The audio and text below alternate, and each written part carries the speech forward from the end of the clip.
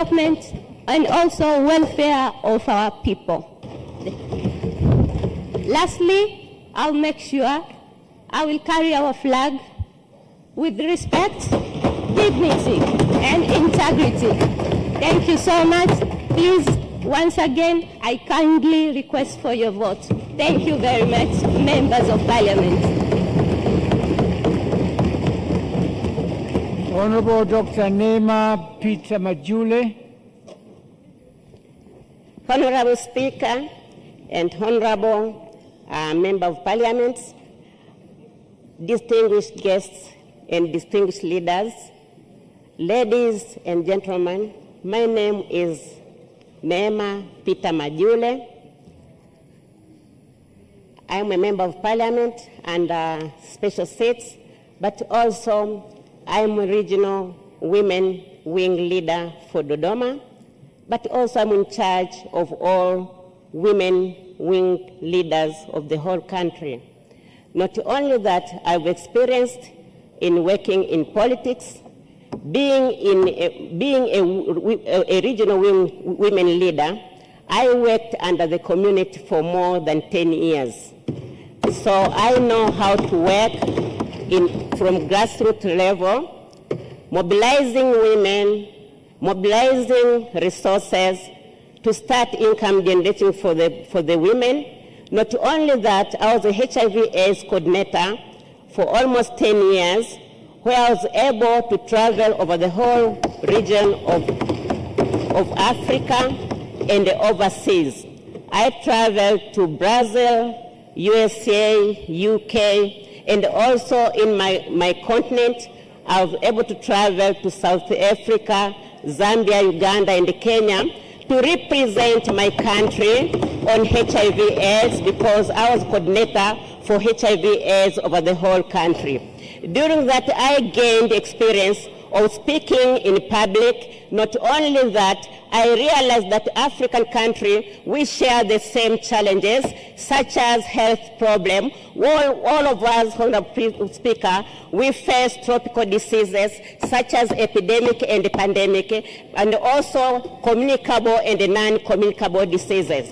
Being in a continent, I'll help other leaders to solve this problem, including social and economic problems. Please, Member of Parliament and Honorable Speaker, give me a chance to represent women in Pan-African Parliament. Thank you. Thank you very much, Honorable. Now we shift to Members of Parliament Zanzibar. We have two candidates. You only have to choose one. The first candidate is Honorable Imam Mtumwa of Wai. Honorable Speaker, Honorable Member of Parliament, in front of you, my name is Imam Mtumwa of Wai, a Member of Parliament from Magomeni, Zanzibar. I contest for Member of Pan-African Parliament. I pursue postgraduate diploma in economic diplomacy and a bachelor degree of conflict resolution and peace building, which fit the position. As African proverbs say, if you want to go fast, go alone. If you want to go far, go together. I humbly ask your support and a yes vote so that we may go together in serving Tanzania and Africa. Thank you, honorable members. Thank you, Honorable Speaker, for your time and attention.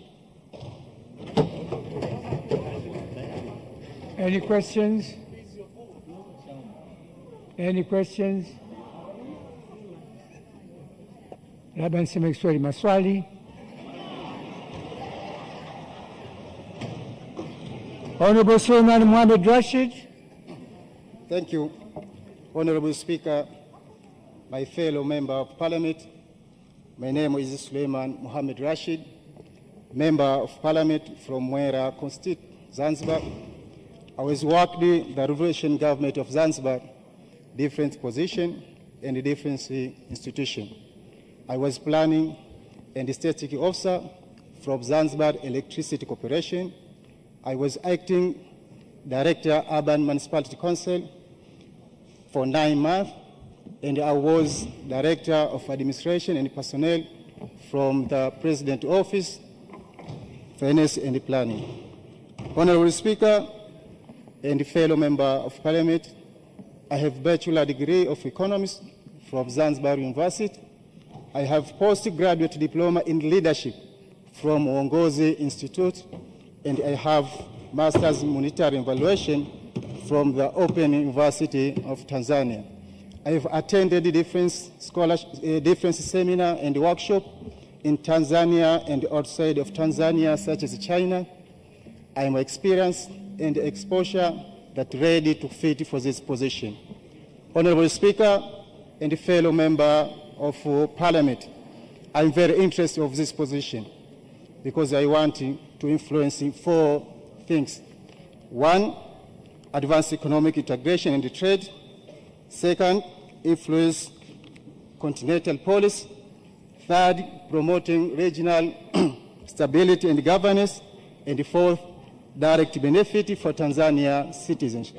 Honorable Speaker and fellow Member of Parliament, please vote for me. My name is Suleiman Mohamed Rashid from Zanzibar. Asanteni. Members, any questions? Any questions? Thank you very much, Honorables. Now we go to Group C, which is mainland, members of Parliament from mainland. We have 2 positions and we have 4 candidates. The first one is Honorable Mariam Anzuruni Mungula. Thank you, Honorable Speaker.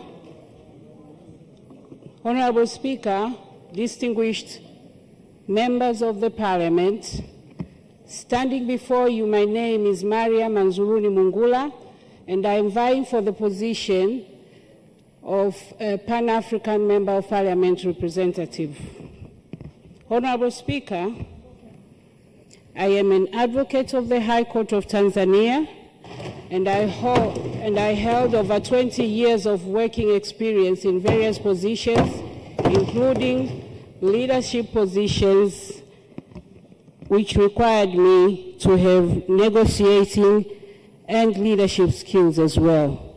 Honorable Speaker, I am deeply committed to our country's principles of unity, peace, and development, which have always been at the heart of our foundation as a nation. Honorable Speaker, distinguished members of the Parliament, if given this opportunity to represent our country in the Pan-African Parliament, I will ensure to work hard and tirelessly to make sure that these principles and any other interests that we might have as a country are guarded, protected, defended, as well as negotiated within the organ and our continent at large. Honorable Speaker, distinguished members of the Parliament, I humbly ask for your votes. Thank you. Any questions? Honorable Matiko. Thank you, Honorable Speaker. If we elect Honorable Mariam today, I just wanted to know how will you balance the national interest vis-a-vis the continental goals?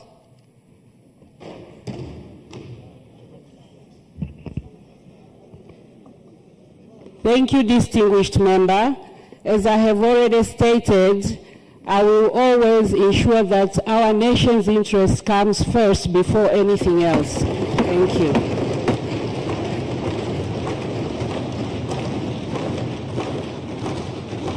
Thank you very much, Honorable Joshua Samuel Nassari.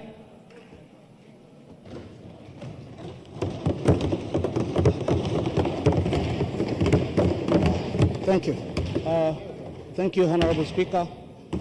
honorable members of this August House. My name is Joshua Nasari. I bring with me experience from having worked as a member of parliament in this House. At the same time, I also was honored to be appointed by the head of the state, Honorable Samia Suluhu Hassan, to serve as the district commissioner for several districts in this country. First, I served in the Bunda district, Mara region. Then I moved to Singida region, Iramba district, which is basically our prime minister's constituents, and I served there with Hannah. I was later transferred to the district of Monduli in Arusha region, and then Magu district in Mwanza. Honorable Speaker, my education brings huge value with me.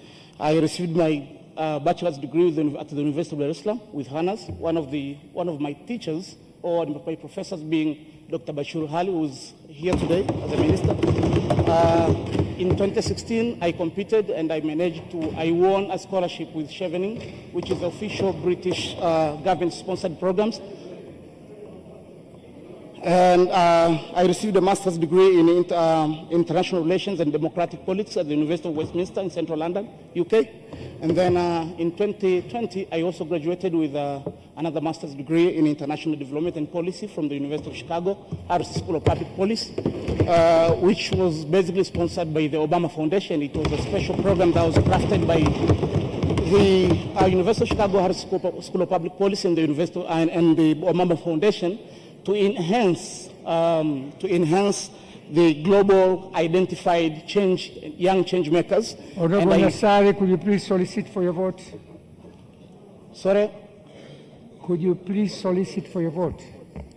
Honorable Speaker and honorable members, I humbly come before you to ask for your vote so that I can fly our flag high in the Pan-African Parliament, famously known to as Bunge la Africa. I want to assure you that by having me in the House, you guys will not make a mistake and will have a right representative. Kwa hivyo naombeni kura zenu. Thank you, Honorable Speaker and honorable members. Any questions? Any questions? Honorable Thomas Mgoto Kitima, could you please address the members? Honorable Speaker, ministers, and all members of Parliament, kazi na utu. My name is Thomas Mgonto Kitima. I'm standing before you this morning as the candidate of Pan-African Parliament. I'm the holder of Masters of Revenue Law and Administration from the University of Dar es Salaam, and a postgraduate diploma in International Economy Diplomas from the College of Foreign Relations there at Kurasin, Dar es Salaam. I'm committed to present all matters which are missions of this country and this parliament to the parliament which I'm contesting for. The Parliamentary of Africa, or Pan-Africa Parliament, is the platform whereby African peoples and all organizations from their grassroots come together, discuss their matters, and making decisions for the issues which are challenging them, for the issues which are problem to the whole continent. So this is the organ under the protocol which ensures this continent remain in peace. So by saying that, I'm the right person because I'm well experienced to various of international forums like Isaka Congress, which held in various countries like Kenya, Uganda, and Rwanda. And I'm an energetic person honest person, and well prepared to present my country by portraying good image, as Mwalimu Nyerere did at his era, and what Mama Samia is doing at this time. So I'm humbly requesting you to vote for Thomas Mgonto Kitima as representative of this parliament. Thank you. Any questions from the members? Dr. Salman Said Jafo.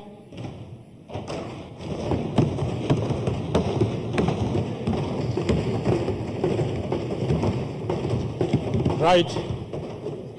Honorable Speaker, Musa Hassan, I would like to recognize the presence of Honorable Daniel Baransiro, Deputy Speaker of this National Assembly, Honorable Ministers and Deputy Ministers present, Honorable Member of Parliament, Mr. Blakalona, the Clerk of National Assembly, the ones prepared this whole logistics that is going on.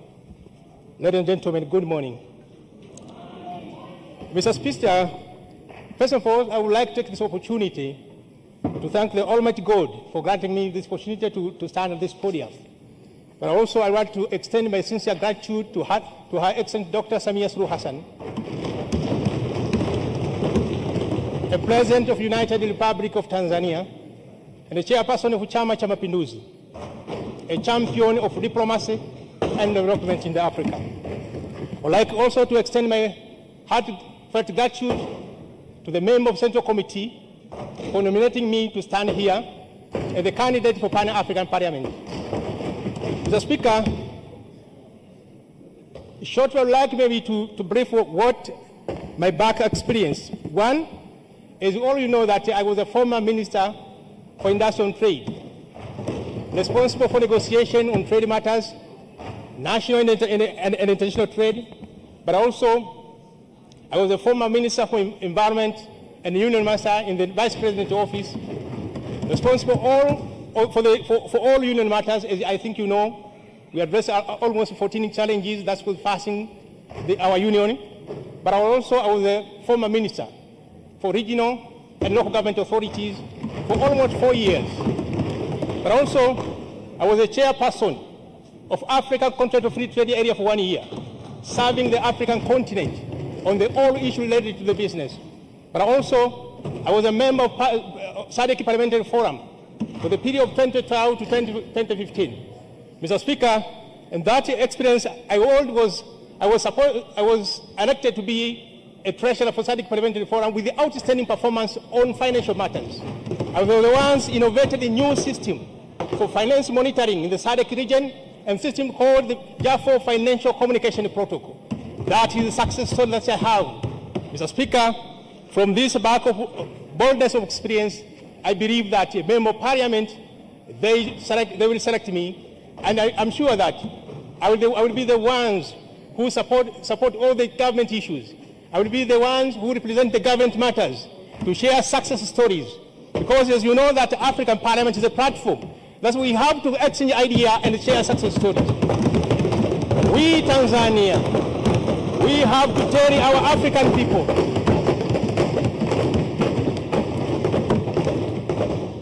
on the Africa we want. We have a project called Inga Dam. But Tanzania, we showed the success story by having Nyerere Hydro Dam.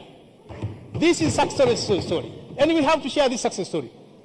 Apart from that, among the flagship projects which are supposed to be implemented and the Africa agenda we want is that to have connection for SGR. Unfortunately, many countries failed, especially Tanzania. So these are success stories that we have to share in the Pan-African Parliament. Mr. Speaker, my humble request to the Member of Parliament, please, I need your support. I need your vote. I need your endorsement. I thank you, Mr. Speaker.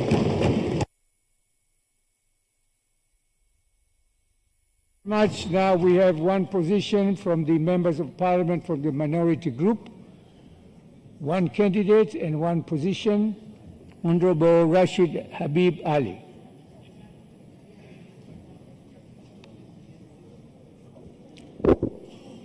honorable speakers, and honorable members, ladies and gentlemen, my name is Rashid Habib Ali, a current member of Tanzania Parliament, and I'm Master Holders of Public Administration and Human Resource Management in Zanzibar University, and I'm degree holders of International Relations and Diplomacy, also in Zanzibar University. I'm here to ask you for your vote for supporting to present you in Pan-African Parliament with understanding that Tanzania interest is first than all. Thank you. Vote for Rashid Habib Ali. Any questions? Hakuna. Asanteni.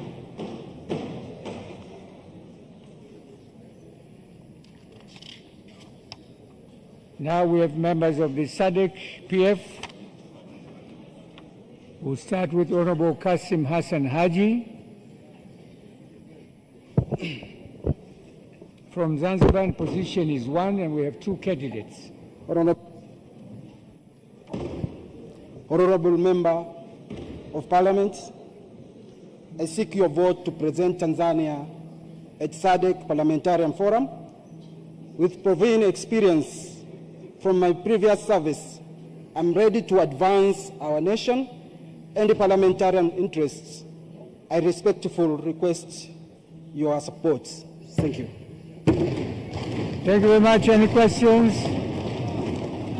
Thank you very much. Now we have another candidate, Honorable Ali Haidar Madeweya. Please address the members.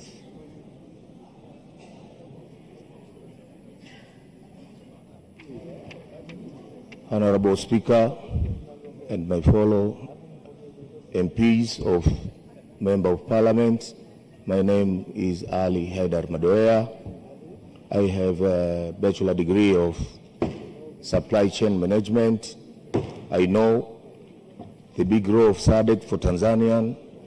I know there is some member of state, it has a land locked. I'm trying to push some member of state to use Port of Dar es Salaam for the development of Tanzania. Once again, Honorable Speaker and other members of the Parliament, vote for Madeweya. Thank you. Any questions? Thank you very much. Now we go to the mainland. We have 4 candidates, and we have only 2 positions. We'll start with Honorable Lutengano George Mwalwiba.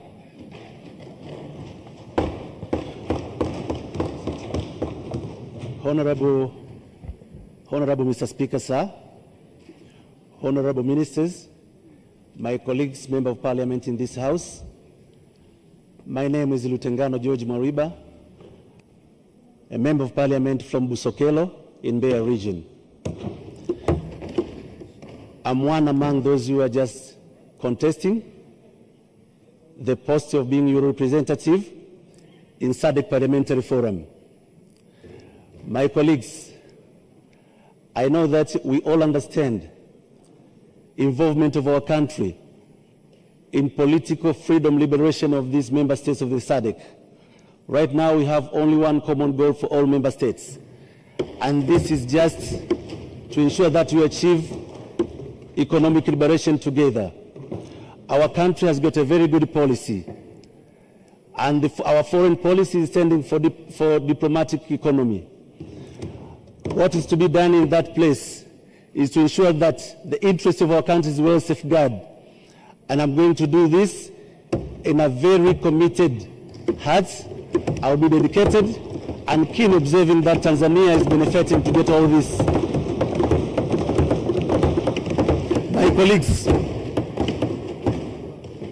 My colleagues, I have an MBA in finance. I'm a chartered financial analyst. In two different times, I've been trusted by two presidents. The late Dr. John Pombe Magufuli appointed me to be the district executive director for Magu district in Mwanza. And then Her Excellency Dr. Samia Suluhu Hassan appointed me to be the district executive director for Bukombe district in Geita. I have a vast experience in private sector. I've worked for almost 9 years. And in public sector, as I've said. So I know I have what it takes. One, to be a keen representative for this house in our country. Dear colleagues, please give me your yes votes. It's just adding value to your votes, adding value of representation of this house in our country. Please, I'm kindly and humbly requesting your yes votes for me to be your representative. Thank you.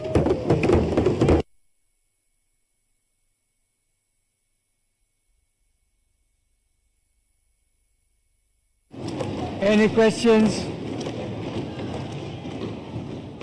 We go to the second candidate, Honorable Mwanahamisi Athmani Mukunda.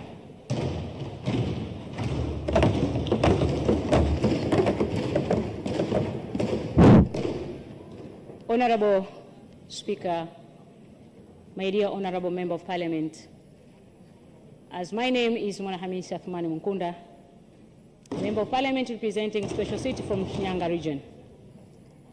Honorable Member of Parliament, I'm contesting, representing you in the SADC Forum, and actually we know that Tanzania plays a central role, strategic and historic, in these southern African countries. We know that Tanzania is acting as a bridge and is a key player in the development of regional politics, regional security, and economic integration. I am humbly asking you, my Member of Parliament, just to have your royal vote for me to represent you. Actually, I will be your pioneer in promoting Tanzania, as we know that Tanzania is a shining country in economic performance, as it has a notable record in surplus of 2 billion trades with this country, especially in export, by using our ports and our infrastructure. So I'll be there promoting, using the infrastructure of Tanzania as a key player in these, as a key player of these economic countries of the SADC. And another thing, my dear members, I'll be enhancing the pace of economic cooperation and development and integration based on the equity and mutual benefits of these countries. As we know that we will continue to promote the use of Swahili language as a product of our country. Thank you, Member of Parliament. I humbly ask your votes for me to represent you in the SADC Forum. Thank you so much. Any questions? Thank you very much. Honorable Isam Chungahela. Thank you, Honorable Mr. Speaker. Thank you, my colleague members of Parliament. I go to the name of Isa Ali Mchungahela, Member of Parliament from Lulindi constituency. I'm contesting the discipline for SADC Forum Parliamentarian. Being members of this very key decision making for the Africa in general, I'll be most of representative who will give you some very good performance. I have a key performance relating to the vehicle. I have SADC I'm sorry.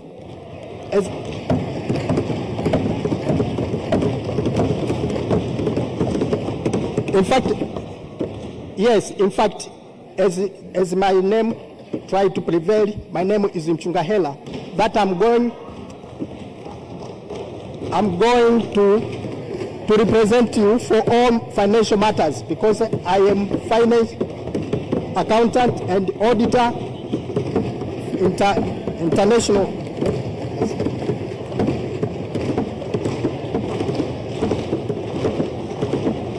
Thank you. Thank you. Any questions? Thank you very much. Now we have a group from the last candidate is from the minority group, ACT Wazalendo, Honorable Mohammed Halfan.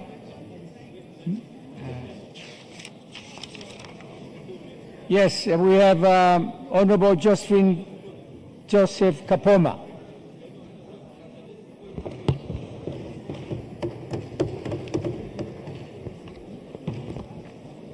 Honorable Speaker, Honorable Member of Parliament, I stand before you this beautiful morning to ask for your vote. My name is Josephine Joseph Kapoma, representing women from Morogoro. I hold a master's degree from United Kingdom. I have intensive experience working with the United Nations and the USAID-funded project for 15 years. Before joining this parliament, I worked as a global finance and operation manager for Liberia, Kenya, and Tanzania. I'm humbly asking for your vote because I know we are looking for somebody to tell the beauty of our nation. And I'm that person who is going to tell the story of our nation. With extensive experience working with these countries, the SADC countries, I'm sure I'm that person we are looking for. I'm going to carry Tanzania flag. I'm going to tell the story. And dear members of this parliament, I'm humbly asking for your vote. Please vote for Josephine Joseph Kapoma. Thank you. Any questions?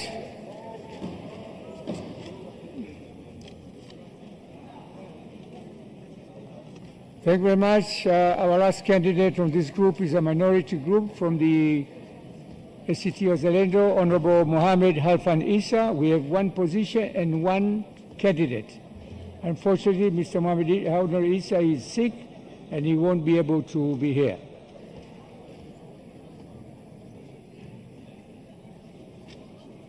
So this one position will either be yes or no. Thank you very much. Now we proceed to IPU.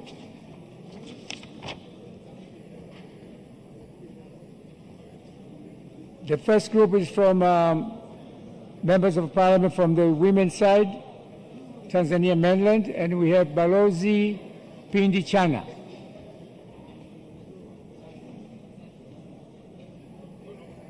Honorable Balozi Pindi Chana.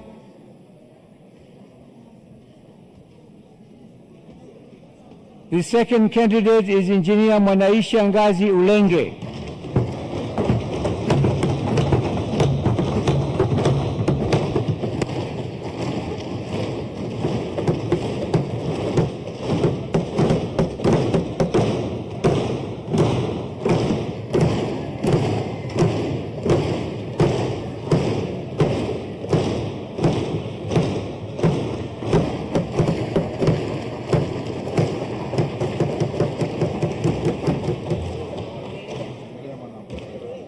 Honorable Speaker, esteemed honorable ministers, dear colleagues, honorable members of the parliament, I'm honored to stand before you this morning, and I've yet stood before the Almighty God, the most beneficiaries, the most merciful, My name is Mwanaisha Nganzulenge.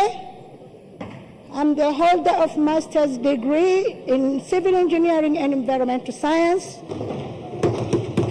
I'm also the holder of master's degree in port and coastal engineering from the University of Tokyo.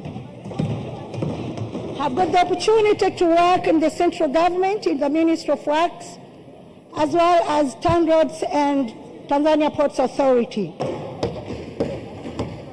I'm honored to request your vote of confidence for me to become your representative in Interparliamentary Union, the position that I have worked before for the past 5 years. And one of the notable achievements that it is worth to mention here is when our former speaker became the president of IPU. The experience that has been exposed me in political and international campaign, that experience is a game changer to me as a potential human resource of this country. And I'm aware of the work ahead of us is to go there and to promote our national image for what that have been gone. So, as an institutional member of IPU, I humbly request your support to go there to support the good work of Honorable President of Tanzania, promoting our country's image globally. Thank you so much. Thank you so much. Thank you very much. We have Balozi Pindi Chana, she's back.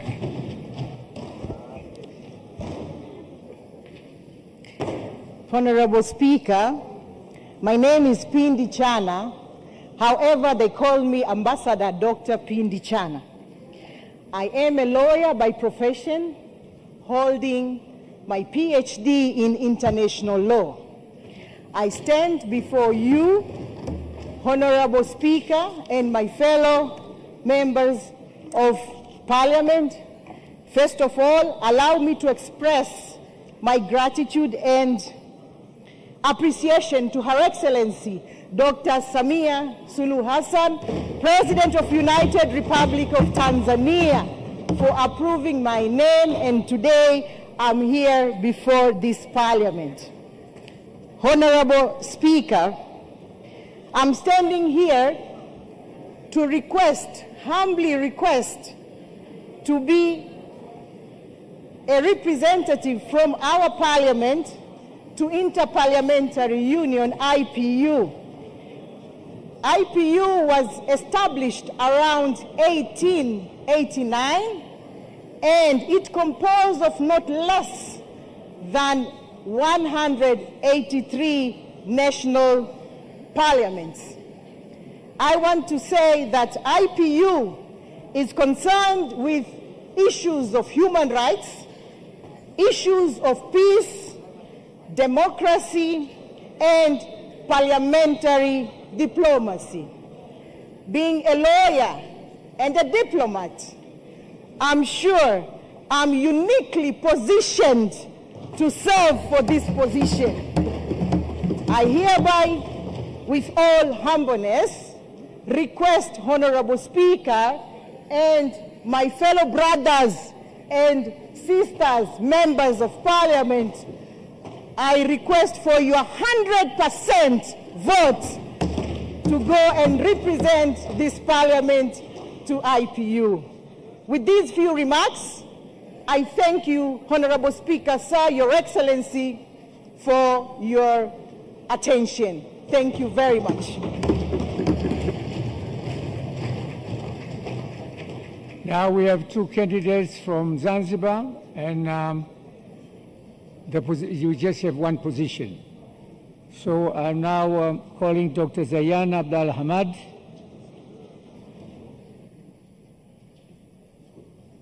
Thank you, Mr. Speaker. Honorable Member of Parliament, I hereby stand before you in humble request to represent Tanzania in the Interparliamentary Union.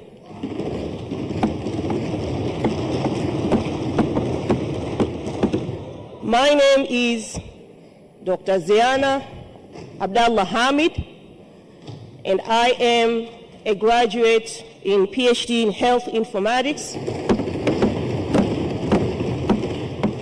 which I have acquired in University of Missouri, Indiana, USA. At the same time, I have gained dual master programs in health administration and also clinical health informatics. I was also a graduate in computer science, which has gained me a Fulbright scholarship by United States government given to the world elites, and I remain a Fulbright scholar. Professionally, I have been a lecturer before joining this position as an MP, and my master's and PhD students have been coming from multiple countries, representing multiple organizations, some of those that fund our countries in different development projects, and therefore I understand the global position in development, especially for our lower and middle income countries. I have also served American community with community organizations for health, whereby the major agenda was prevention and looking at global policies on health, equity, and inclusion. Honorable Speaker, my return to Tanzania was a very patriotic decision to come and be of a national service as a member of parliament, which is a very strategic position for my commitment and contribution to translate global achievement into our own locally grown outcomes. And therefore, I stand here before you to request your trust in my achievements that will be capable to translate Tanzanian pride into the global arena. The Interparliamentary Union is a global forum, and I understand it requires competent representatives with patriotism who are ready to face the global arena we have today and protect our national values and appreciate the global contribution. Honorable Speaker, these are not abstract debates. They require competency, careful analysis, confidence and defense, and with modern parliamentary systems, we require not just representation, but we require forceful advocacy into the world decision. I request for your votes, your trust, and I will be serving Tanzania with highest dignity.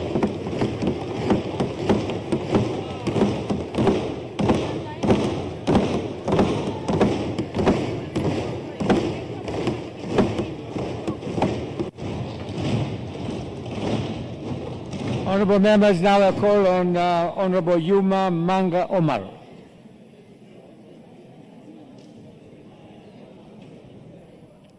Honourable Yuma Manga Omar. It's Yumna. And Pardon, Honourable Speaker, it's Yumna. Honourable Speaker, honourable fellow members of Parliament, good morning. My good name is Yumna Manga Omar, a member of Parliament, Special Seats, People with Disability from Zanzibar. I stand in front of you today, not just to ask for a position, but a representation of our nation, of our Parliament, of people of Tanzania in the Interparliamentary Union. Honourable Speaker, honourable fellow members of Parliament, I have masters in environmental sciences and experience in representing Tanzania regionally and internationally, like in the UPR Info 39, AU CPRH 77, and several side events in the United Nations headquarters, New York, as a young leader with disability representing people with disability from Africa. Honorable Speaker and honorable fellow members of the Parliament, you will all agree with me that IPU is a platform where nations gather to discuss on matters of democracy, matters of peace, security, matters of sustainable development, and I serve a great purpose to represent our country with dignity, integrity, and pride.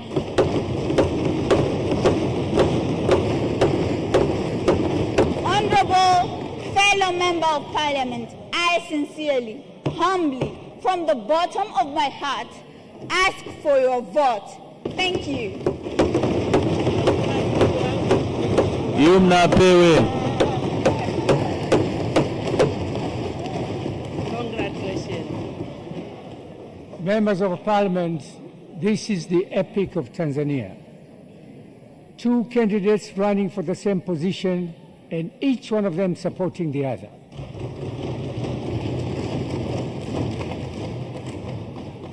Now we shift to Group C, which is members of Parliament from mainland.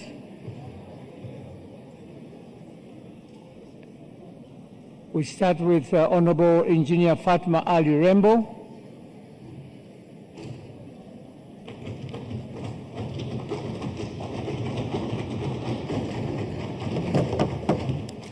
Honorable Speaker, Honorable Ministers, Honorable Members of Parliament, my name is Engineer Fatma Ali Rembo. I'm a Member of Parliament Special Seat representing Iringa region. I have a bachelor degree of Computer Science Engineering, and also I have a Master's of Science in Software Engineering. I'm honored to announce my candidates for a seat in the Interparliamentary Union. I humbly ask for your votes. I assure you, and I'm very committed to strengthening Tanzanian voice in the global parliamentary cooperation. I will advocate for inclusive development, international rule of law, peaceful resolution of conflicts, accountability, and democratic governance. I'm a Global Peace Ambassador and a country director of Global Leaders Hub. Your voice today is a message that women and youth of this nation are highly valued. Let's celebrate Dr. Samia Suluhu Hassan as a global diplomatic champion. I humbly ask for your votes.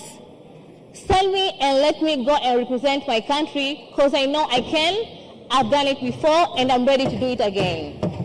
From the bottom of my heart, I ask for your votes. I humbly ask for your vote. Thank you for your cooperation. Any questions? Thank you very much. We have Honorable Elibariki Emmanuel Kingu.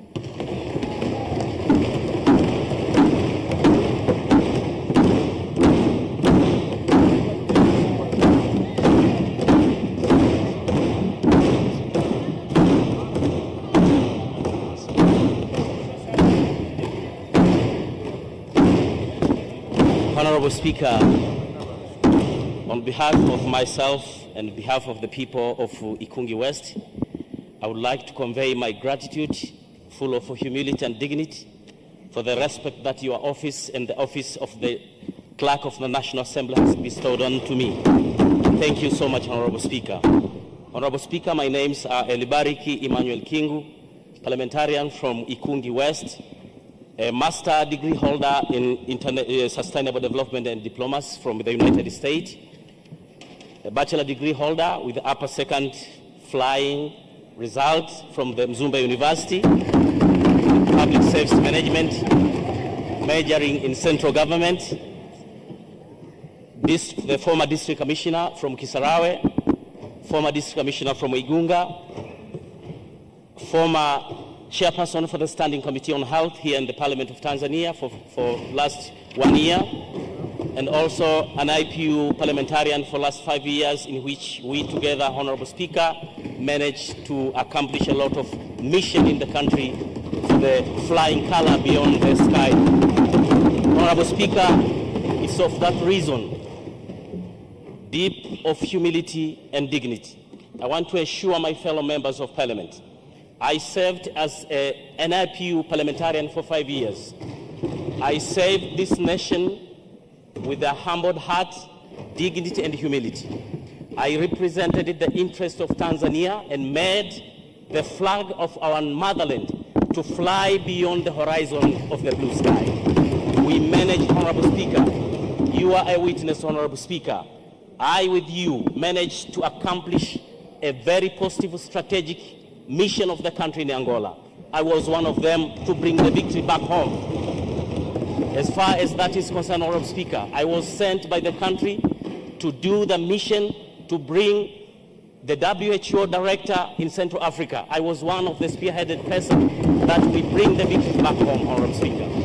The same, Honorable Speaker, me and you in Angola, we were sent by this motherland with deep respect to Angola. We made our commitment to bring the victory back home, the extent that made our president proud that Tanzania flag was flying beyond the blue horizon, that Tanzania was respected internationally. Honorable Speaker, it's of that reason I want to commit myself to my fellow members of Parliament. I'm a committed young parliamentarian from Tanzania. I'm a visioned young man, humbled servant, ready to serve the Republic of Tanzania, the interests of my motherland, Tanzania. I assure you, Honorable Speaker, once I'm endorsed today, the same spirit that I had in the last 5 years, I promise this Parliament today, the same spirit, Honorable Speaker, the spirit of flying high the flag of Tanzania, the spirit of flying high the flag of Dr. Samia Suluhu Hassan in parliamentary diplomacy. I'm going to be committed, humbled servant, to make sure that the dignity, respect, commitment, and love of my country is going to be represented well in the IPU. So for that reason, Honorable Speaker, I really again want to appreciate and congratulate you for the role that you have already started doing in our Parliament. You have brought all members of Parliament together. Thank you so much, Honorable Speaker. We promise you, as members of Parliament, as I'm going to be voted today, I'm sure my fellow members of Parliament are going to bestow their trust unto me today. I promise you, Honorable Speaker, I, with other members of Parliament that will join the IPU, we are going to make the flag of Tanzania fly high once again. To make sure that we trust you. Bring back the victory for the benefit of this country. Thank you so much. I beg you, members of Parliament, with deep humility, respect and dignity, vote for me, vote for your son, King. Thank you so much. Thank you so much. Thank you very much. Any questions? Now I'm calling on Honorable Asha Juma Feroz.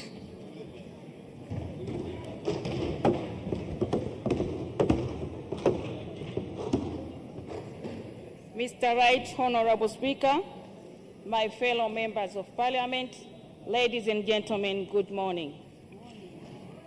My good name is Asha Juma Feroz. I'm a member of Parliament representing colleges and universities. I have a master's degree of planning and educational management, postgraduate diploma in economic diplomas, and bachelor degree of education. Professionally, I'm assistant lecturer, pursue the community development courses.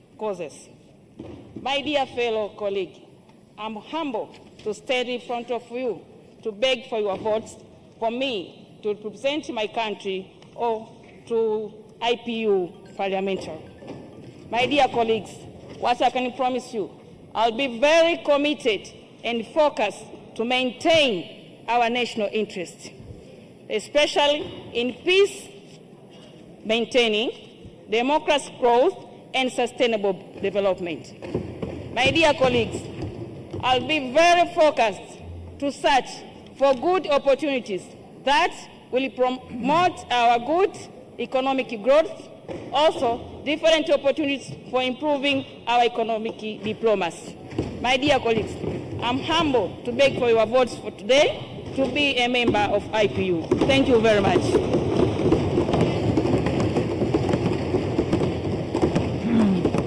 Thank you very much. Any questions?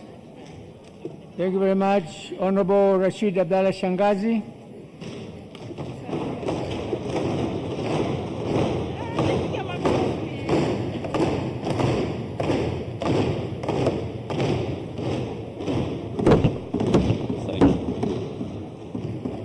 Right Honorable Mr. Speaker, Right Honorable Mr. Speaker, dear members of Parliament, good morning. My name is Rashid Abdallah Shangaz. I am representing the people of Mlalo. I have been in this August House, now it is for the third term. Previously, I have been serving as system party secretary, caucus, but also I have served as Commission of National Assembly. Members of Parliament, I stand before you asking for your vote. My dedication, my commitment, my hard working is unquestionable. I am requesting you all to vote for me. Thank you.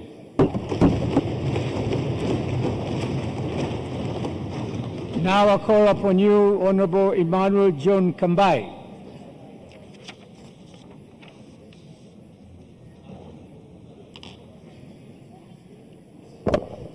Honorable Speaker, Honorable Member of Parliament, good morning. My name is Emmanuel John Kambai, a Member of Parliament from Babati Town constituency. I'm in front of you to beg your vote.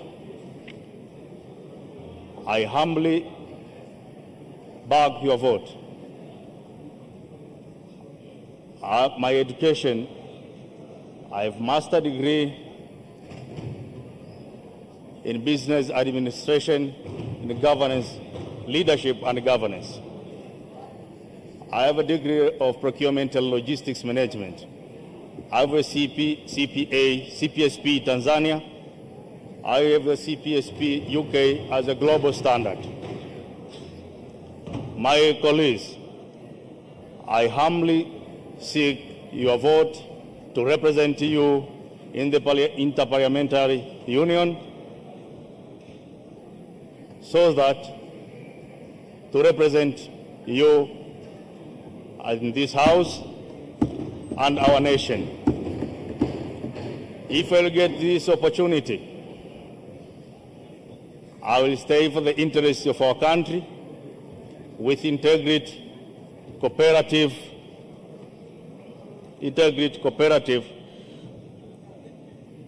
and for advanced dialogue to cooperate and in interest of our nation. I will be committed, respect, ensures that review of this House are well articulated and brought back for our collective benefit. My colleagues, if you will give me this opportunity, I make sure I can find the opportunities for the women and the youth for our nation. I'll represent our nation in global so that to maintain the interest of our nation and to make sure I will work on those things which Dr. Samia Suluhu Hassan says for the interest of our nation. I kindly request for your vote and support me. Thank you. Thank you very much. Now we proceed to Dr. Emmanuel Kambaji Nuwas. Honorable Speaker, my name is Dr. Emmanuel Nuas. I am the Member of Parliament from the Mbulu Rural Constituency, and I am contesting for the position of Interparliamentary Union for the following reasons. One is that we as a Tanzania, as a nation, we need to represent our part in the global community. And we understand that we have a national development agenda that we cannot do alone. And therefore, we need also international cooperations and also international relations. But also, why me today? I am a holder of Masters in General Surgery, so I'm a surgeon, experienced in healthcare, and I also hold a Masters in Business Management, and I also have an experience in working in healthcare for over 20 years. And therefore, I have been concentrating in the area of surgery, but also health of maternal and neonatal care, which also is one of the national and international agenda. And therefore, I want to bring my experience into this international community to represent this parliament so that we can foster and showcase our interest into the international community. But also, we want to harness the experience and also innovations from the international community to enrich our national agenda within the country so that we can foster our development. Honorable Speaker, I want to ask humbly the members of the parliament to give me the votes of confidence so that I can represent this parliament into the IPU for the protecting the sovereignty of our country, keeping high our flag, but also ensuring that we push our national agenda into the international community. Thank you.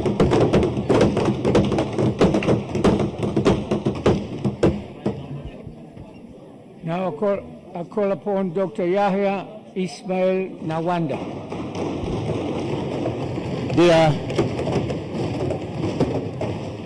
Dear Honorable Speaker, Honorable Members of Parliament, my name is Dr. Yahya Ismail Nawanda.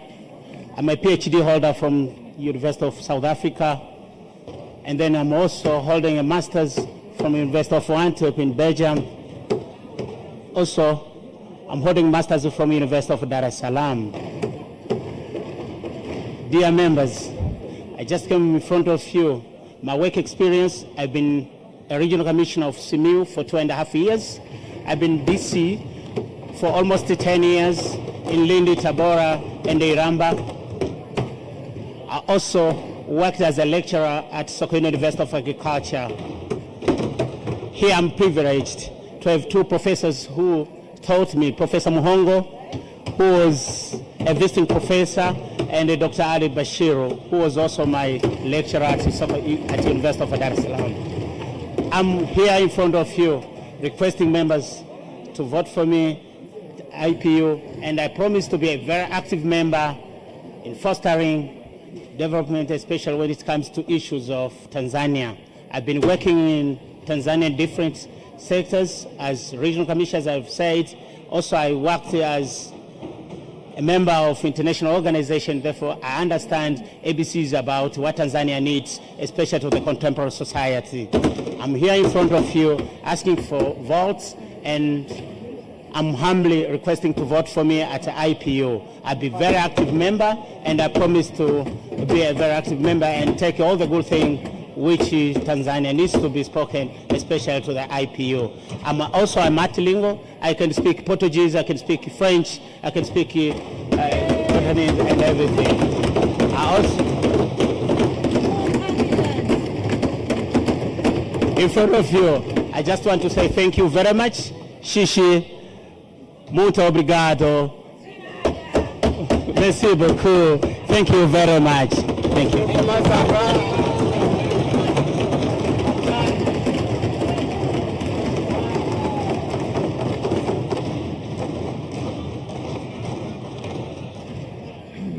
Thank you very much.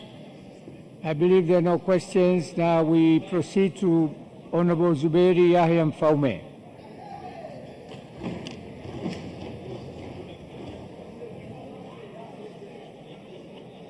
Honorable Speaker, Honorable members of Parliament, good morning. My name is Zuberi Yahya Faume, a member of Parliament representing Morogoro Kusini constituency. I am also a vice chairman. Members of Parliament, can I please have order in the Parliament? Parliament Permanent Committee Members of Parliament. Subsidiary Legislation. Dear colleague, I am a lawyer, project management and logistics specialist.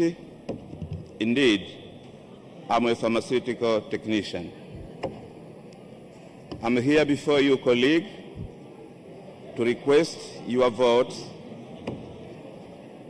to represent this board to IPU platform. I'll be there to tell them about the wealth, about the beauty, and the vast opportunity of investments into our country. I want to go there with our 2025-2050 economic vision and to attract them to come and invest, especially into the agriculture. I will tell them the haven of peace is still valid and existing. Indeed, Zanzibar yetu ni njema, atakaye aje. Dear honorable members of Parliament, I'm requesting now your vote of yes to enable me represent into this platform. Thank you so much.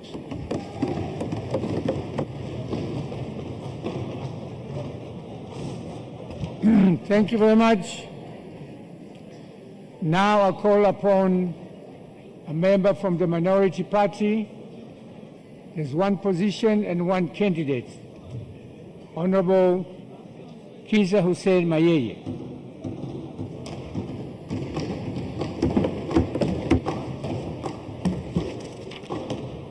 Honorable Mr. Speaker, honorable ministers, honorable members of Parliament, good morning. My name is Kiza Hussein Mayeye, Member of Parliament from Kigoma constituency.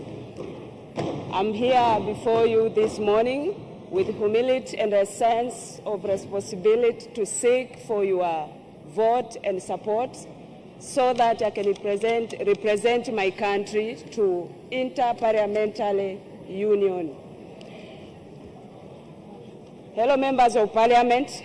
I know both of us, we know that IPU is a very, very important platform where the nation sets together, set dialogue, shape the dialogue on how to fight on democracy, development, and peace all over the world. I'm sure I'm a very strong woman, polite, humble.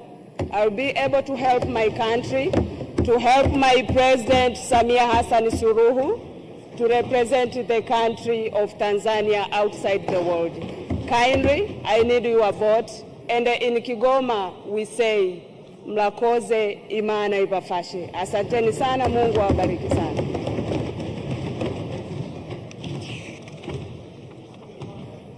Thank you very much. Members, now we come to the last group, and that is the Forum of Parliaments of the Great Lakes region. I call upon Honorable Sylvia Francis Sigula.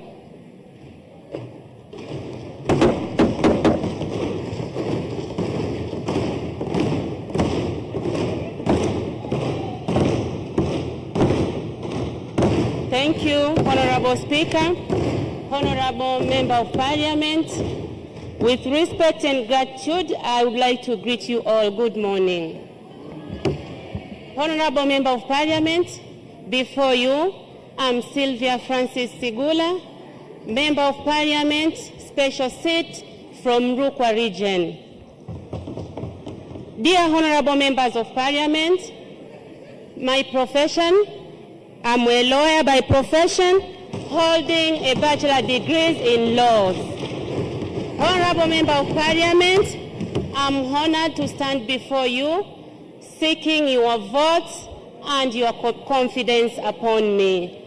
Dear Honorable Members of Parliament, I'm humbly request for your votes so that I can represent my nation to the Great Lakes region.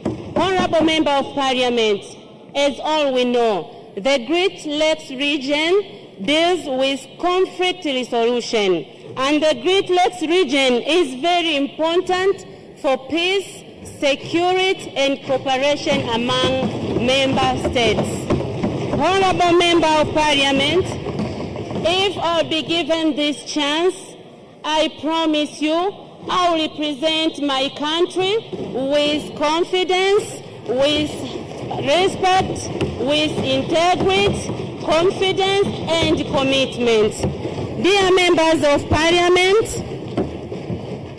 as all we know, if I get this chance, I promise you, it will not be for my own benefit, but for the interest of my nation and my state and my parliament. Dear members of Parliament, brothers and sisters, I humbly request for your votes. Thank you very much.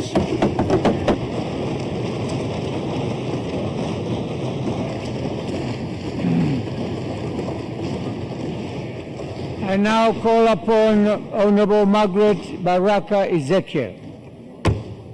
Honorable Speaker, honorable members of Parliament, honorable ministers, and every single person in this room that I now humbly call my family. I, Margaret Baraka Ezekiel, I am a member of Parliament from Geita region, representing non-governmental organizations. In terms of my education, I've had my business and economic studies in New York, in the United States of America, but my biggest degree and my biggest education, it is that I'm patriotic, it is that I'm Tanzanian, and it's that I love my country from the deep and bottom part of my heart. I have served as a member of the East African Model United Nations for the past 10 years of my life. I have served in the political committee, as well as the Special Summit and the United Nations Security Council. I am well aware of the United Nations Sustainable Development Goals, and I'm well aware of the United Nations Charter. I'm well aware of our country's position in terms of geopolitical stability and resolution. Honorable delegates, I stand before you to humbly ask for your vote as an act of confidence, as an act of solidarity, as an act of understanding that to me, my greatest passion, my greatest commitment is to serve my nation in front of the world, in front of the continent, and also in front of the Parliament of the Great Lakes.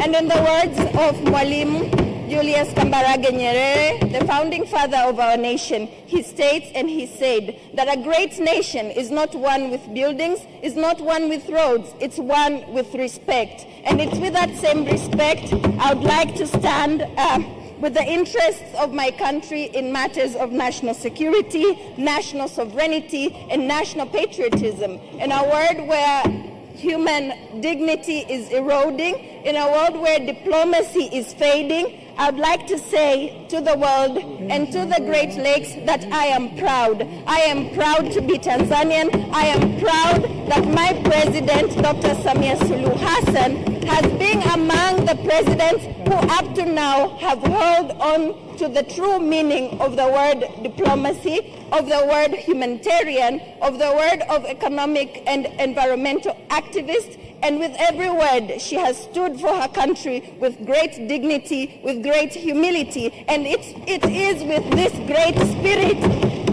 It is with this great spirit that I will so serve my country with great respect. And kwa wazazi wangu na familia yangu, waheshimiwa wabunge wote, kwa unyenyekevu mkubwa, kwa uadilifu mkubwa, mimi ni msikivu, mimi ni mtii, mimi ni mdogo, niko tayari kujifunza, mtakaponituma nitaenda. Hivyo basi kwa unyenyekevu ninaomba kura yenu. Asanteni sana.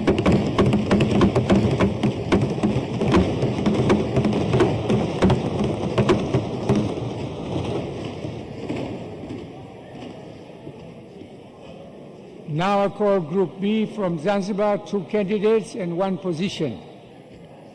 Honorable Said Salim Hamad.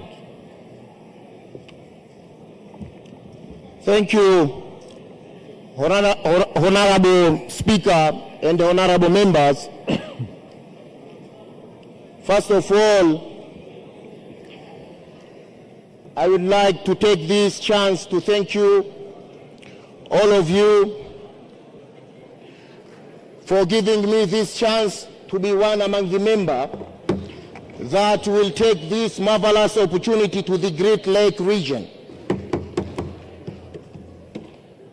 Please give me your attention, because to inculcate the people and to represent the people in this region, it is my function.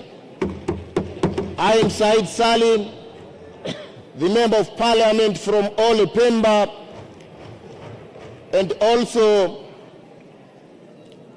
I'm the Member of Parliament from Ole Pemba. I have degree of computer science and also in finalizing the master degree of computer science. Honorable members, I have this specific course which is certified international project manager specialist from Cambridge University, UK. Honorable members, currently, instead of Member of Parliament, I am monitoring different projects in Zanzibar and here in mainland. Honorable members, in this Great Lake region, there are some conflicts that want to be solved. At the same time, there are some economical issues that want to be initiated. It is I that will take your ideas and to represent there very effectively. Honorable member, one among the country from this great region is DRC, and their mother tongue is the French language. So instead of speaking Swahili language as my mother tongue, I also can speak English language. Instead of English language, I can speak French language, and I can use this, my French language, to represent this idea to this DRC very effectively. So je peux parler français, mais malheureusement, je ne peux pas parler ici, parce que ici c'est anglais seulement. Merci beaucoup, honorable member. Thank you very much. Thank you.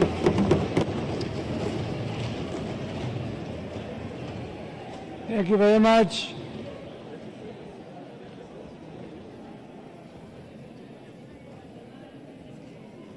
Members of Parliament, can we have order in the Parliament? Members of Parliament, can we have order in the Parliament? Loitering in the Parliament is not permitted. Everyone should sit on his or her chair, please. Capiche?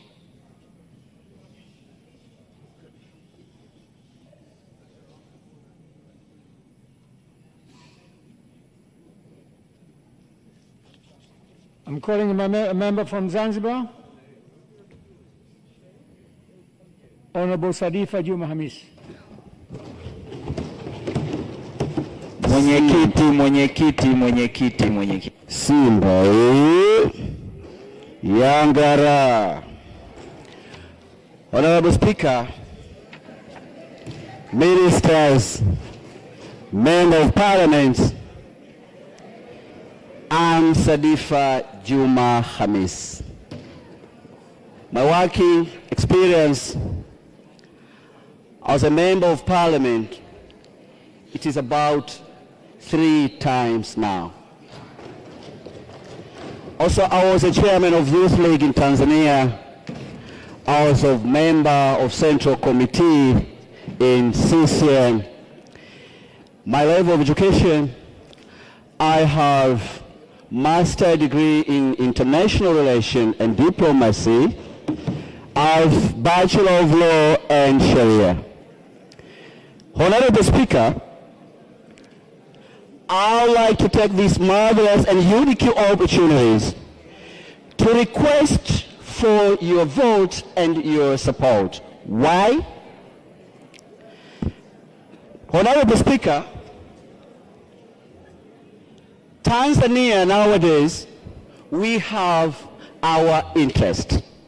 And when you talk about the interest, according to realists, they have divided this interest into three: political interest, social interest, and economic interest. I assure you, my colleague, Member of Parliament, I'm going there to represent you in order to safeguard Tanzania interest. And in the political interest, according to my Dr. Bashiru, this is my teacher who taught me, according to realists, they divided. When you talk about political interest, what does it mean? Means sustaining of peace and security, and we are looking for political power. So, according to this movement of our mama, Samia, she has come to boost up the level of our diplomatic relation in Tanzania. So, it's our time now to go there and to show our capacity. I assure my colleague, Member of Parliament, I will be good representatives in Great Lakes. The issue of economic, also it is our interest and social economic interest. I will fight for them strongly. Honorable Speaker, before, I would like to touch one important thing about our sovereignty. This is the important things which, when I will be there, I will safeguard our sovereignty. Tanzania should be recognized as a sovereign state. Thank you. Thank you very much. Now we proceed to Group C, Tanzania Mainland. I now call Engineer Ezra John Chiwesa.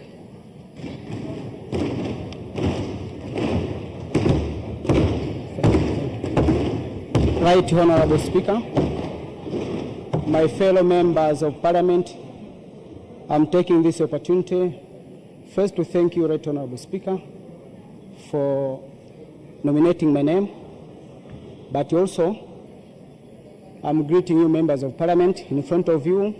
My name is Engineer Ezra John Chiwesa, a member of Parliament representing Biharamulo Magharibi constituent. But in this forum, for the last 5 years, I've been representing the Parliament of Tanzania in the forum of ICJ Roala as the head of delegation for the team of Tanzania, but also I've been serving for the past 5 years as a member of the executive committee of the Parliament of Forum, and also, as I'm standing now, I'm holding a position as the president of the Humanitarian and Social Issues Committee of this Forum of Parliament, which is due for elections later in May, which will be done in Kinshasa at the plenary, which is coming very soon. One of the key issues that I'm proud of, I was trusted by the Parliament for the last time, but also the key issues that we have done in that Parliament.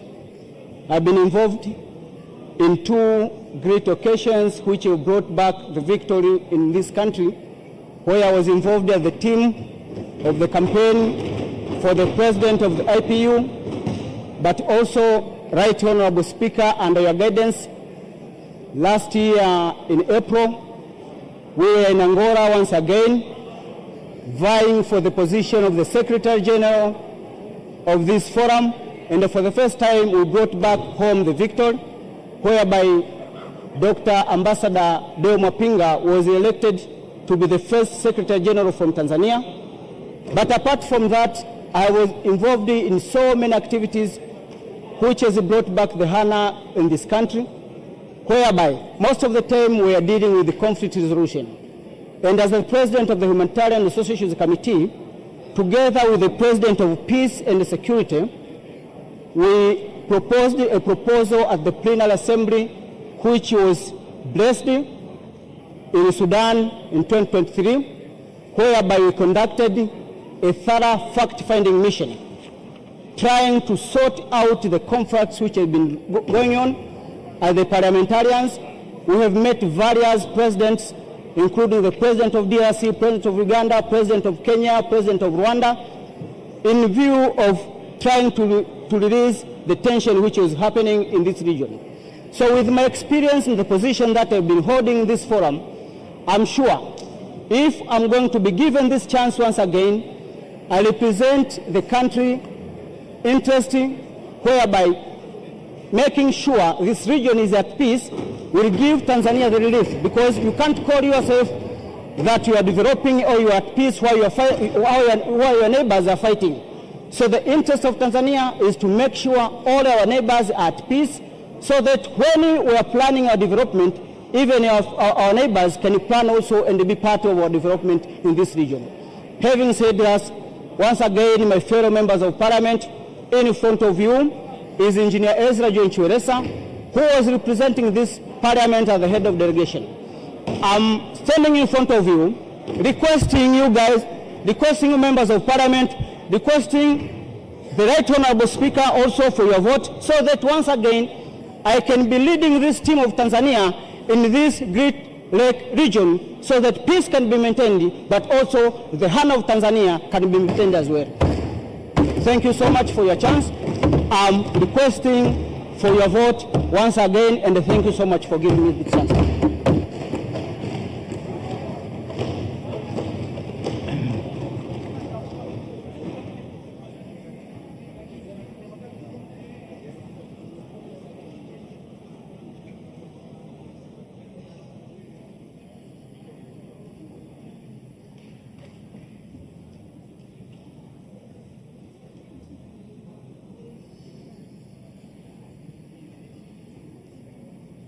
Talking without permission of the Speaker is not allowed in the Parliament.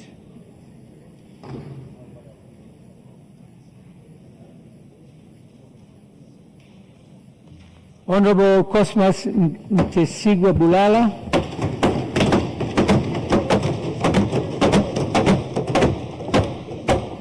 Thank you. Honorable Speaker, honorable members of Parliament, my name is Cosmas Ntesigwa Bulala, Member of Parliament for Kwimba constituency.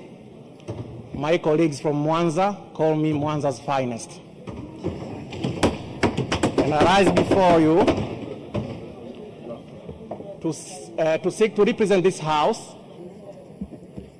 in the Forum of Parliaments of the International Conference on the Great Lakes region. Honorable Speaker, honorable members, the Great Lake regions hosts over 300 million people. It controls strategic mineral and trade corridors, but yet continues to face insecurity, driven largely by illicit resource flows, youth unemployment, and weak regional coordination. Therefore, parliamentary representation in this forum is not only symbolic, but strategic. Honorable members,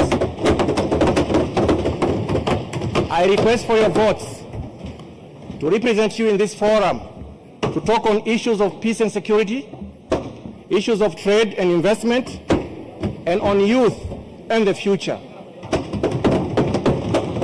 Honorable members of Parliament, this responsibility aligns fully with Tanzania's national priorities under the leadership of Her Excellency Dr. Samia Suluhu Hassan, President of the United Republic of Tanzania, and our long-term development plan, which we have been discussing this week.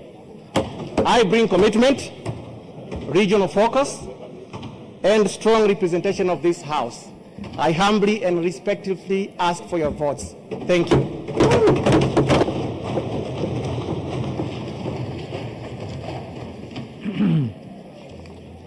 Now I call upon Honorable Festo Richard Sanga.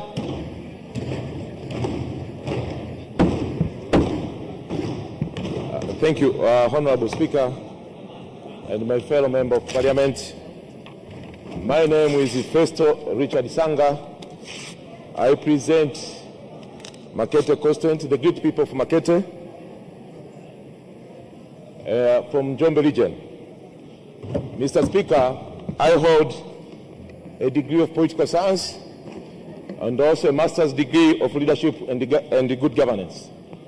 And a few months to come, I'm going to graduate with another master's degree on peace and security. Mr. Speaker, all of us, we know the great role played by our nation to this great Lakes state, especially on the peace building and on conflict resolution. Tanzania has played also a great role on the military mission on Sudan, on Congo, on the conflict resolution in Burundi. So, my role, it will be just to align with the foreign diplomatic policies of our country, which emphasizes on peace, building, and conflict resolution.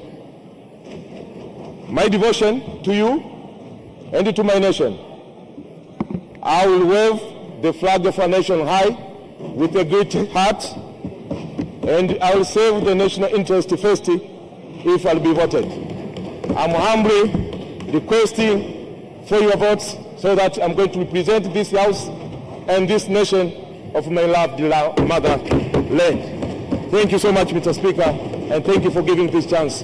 Thank you. Now I call upon Honorable Edwin Enosi Swale.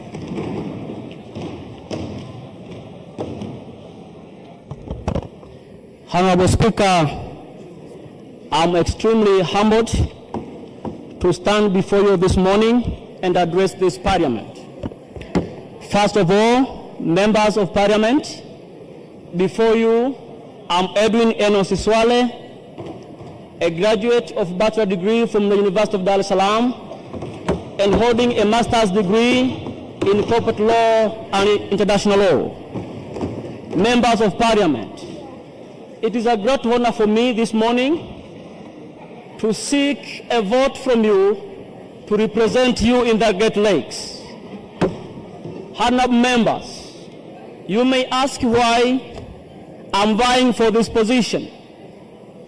In the previous Parliament, I was serving in the committee of this Parliament dealing with foreign, peace and security. When I was serving in this committee, I came to learn that there is a need to add value and weight to the team in the Great Lakes. And I can explain to you, my friends and my colleague members of Parliament, I have read the Treaty for Stability, Security and Development in the Great Lakes. There are 10 protocols.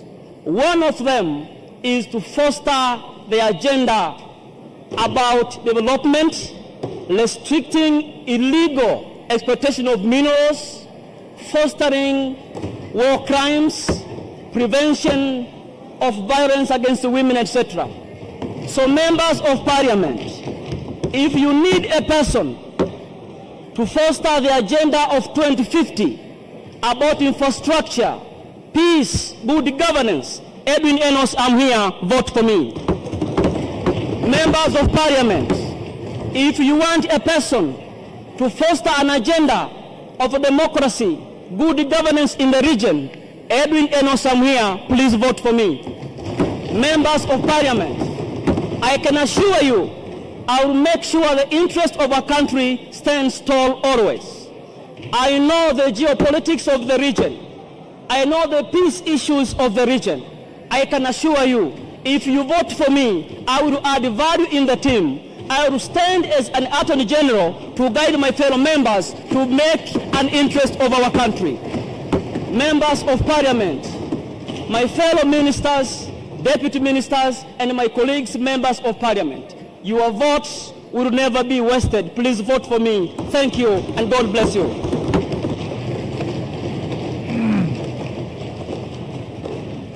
Now I call the last candidate on this group, from the minority group, ACT, Honorable Bakari Shingo.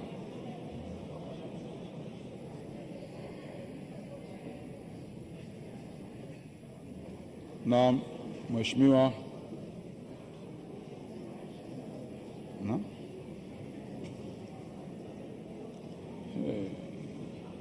Amwe Bakari Shingo from Ukonga.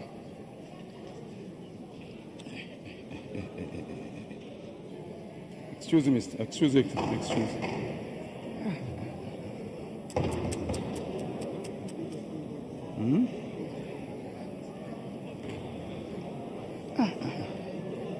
Excuse.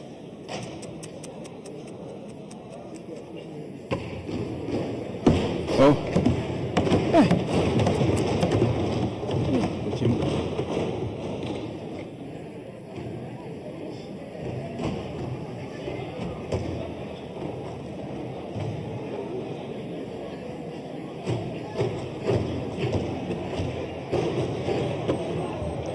Another.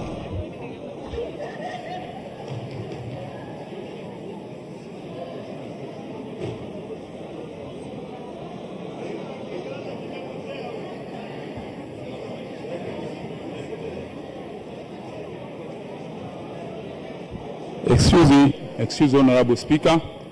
I'm Bakari Shingo from Mukonga. I here for present a member. Good morning, every member of Parliament. I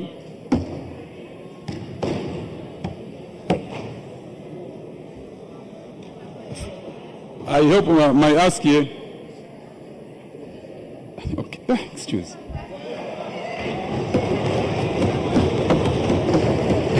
Mheshimiwa, mambo ya ugeni na mambo yake. Kimsingi Mheshimiwa, naomba kura kwa ajili ya bunge la jukwaa la maziwa makuu. Samahani, naomba kura zenu. Thank you very much.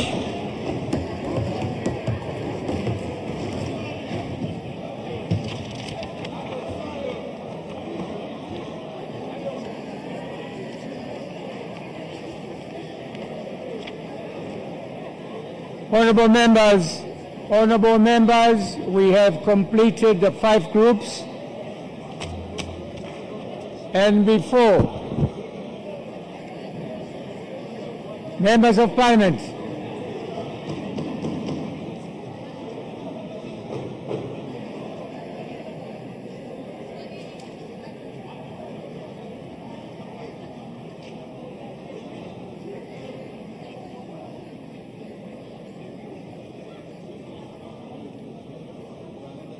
members of Parliament,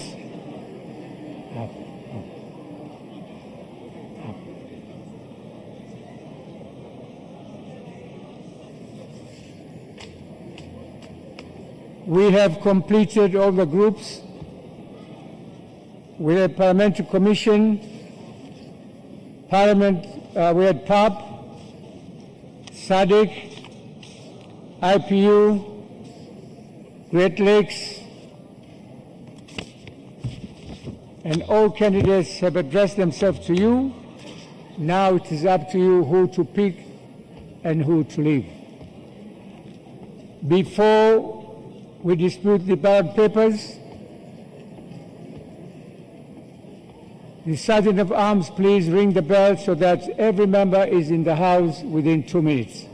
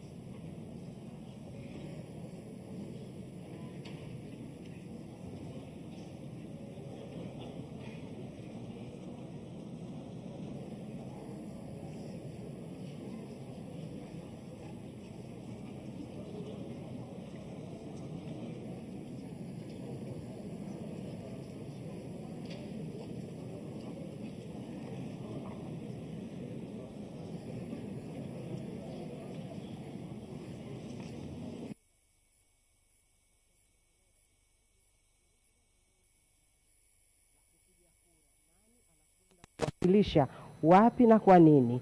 Ameshajinadi mtu kwamba mimi nina uwezo huu, nitakwenda kufanya 1 2 3. Kwa kinachofuata sasa, mtazamaji wa Bunge TV, ni kuanza kwa zoezi la upigaji kura. Namna hivi sasa tusikilize kile kinachoendelea, kama tayari dakika 2 zimekwisha pita na bado naona maandalizi yakiwa yanaendelea. Tujikumbushe tu miongoni mwa michango ambayo imetolewa na wale wagombea wakati wakiomba wabunge wawachague, wawaamini katika nafasi mbalimbali. Kwa upande wa nafasi ya tume ya utumishi wa bunge, basi wagombea wamenadi sifa zao za kitaaluma, lakini nafasi mbalimbali walizohudumu na uzoefu wao, lakini wameeleza namna walivyojipanga kuhudumu katika nafasi hiyo kwa kuhakikisha kwamba wanatetea maslahi ya wabunge na bunge kwa ujumla. Ninapewa ishara hapa kwamba ndani ya ukumbi wa bunge mambo ni tayari. Twende pamoja tusikilize. Au tubadilishe lugha sasa tuseme Kiswahili? Ndio lugha yetu ya taifa.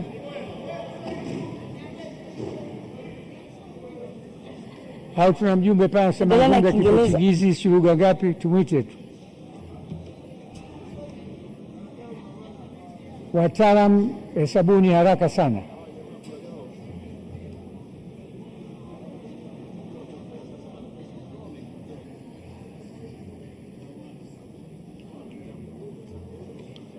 Mheshimiwa Mundani, tuna facial identification. Mmeshahesabiwa, nitaka mjiridhishe tumehesabu, tuna facial identification. Kila mtu Mundani mimi namuona hapa.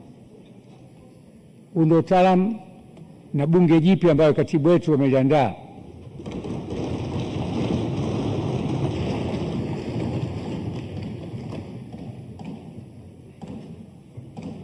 Tuna verify physically just to put the right number.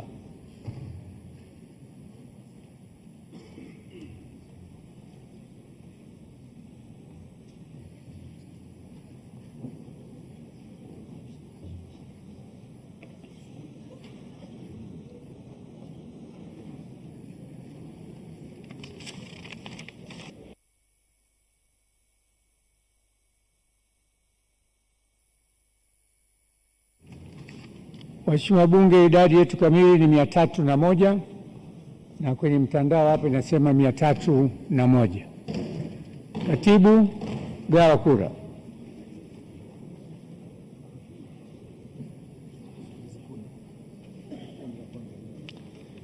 Tunaanza na kundi la kwanza la tume. Tutapiga kwa kundi moja moja ili kupata uhakika wa kura ziwe halali bila shida. Kundi la tume.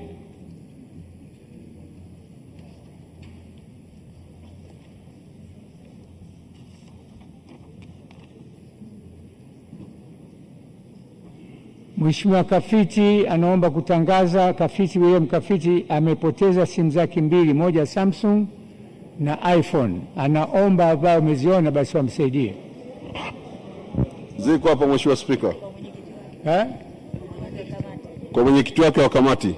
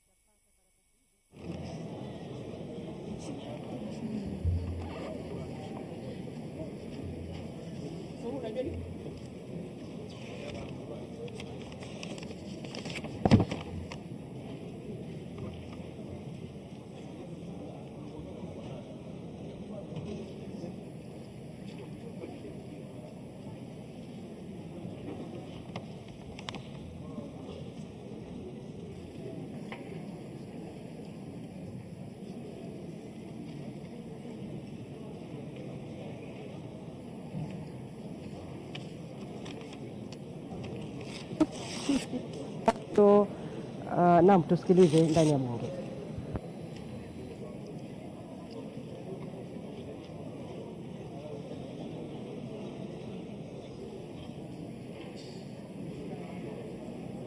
Wale ambavyo vitatumika kwa baada ya kura kuwa zimekushapigwa, sehemu ambapo kura zitakwenda kuwekwa, basi vinaendelea kuandaliwa na maandalizi mengine yote kuhakikisha kwamba yamekamilika, ili sasa lile zoezi maalum kabisa la kufanya maamuzi, nani aende awakilishe wabunge katika tume ya utumishi wa bunge ni nani.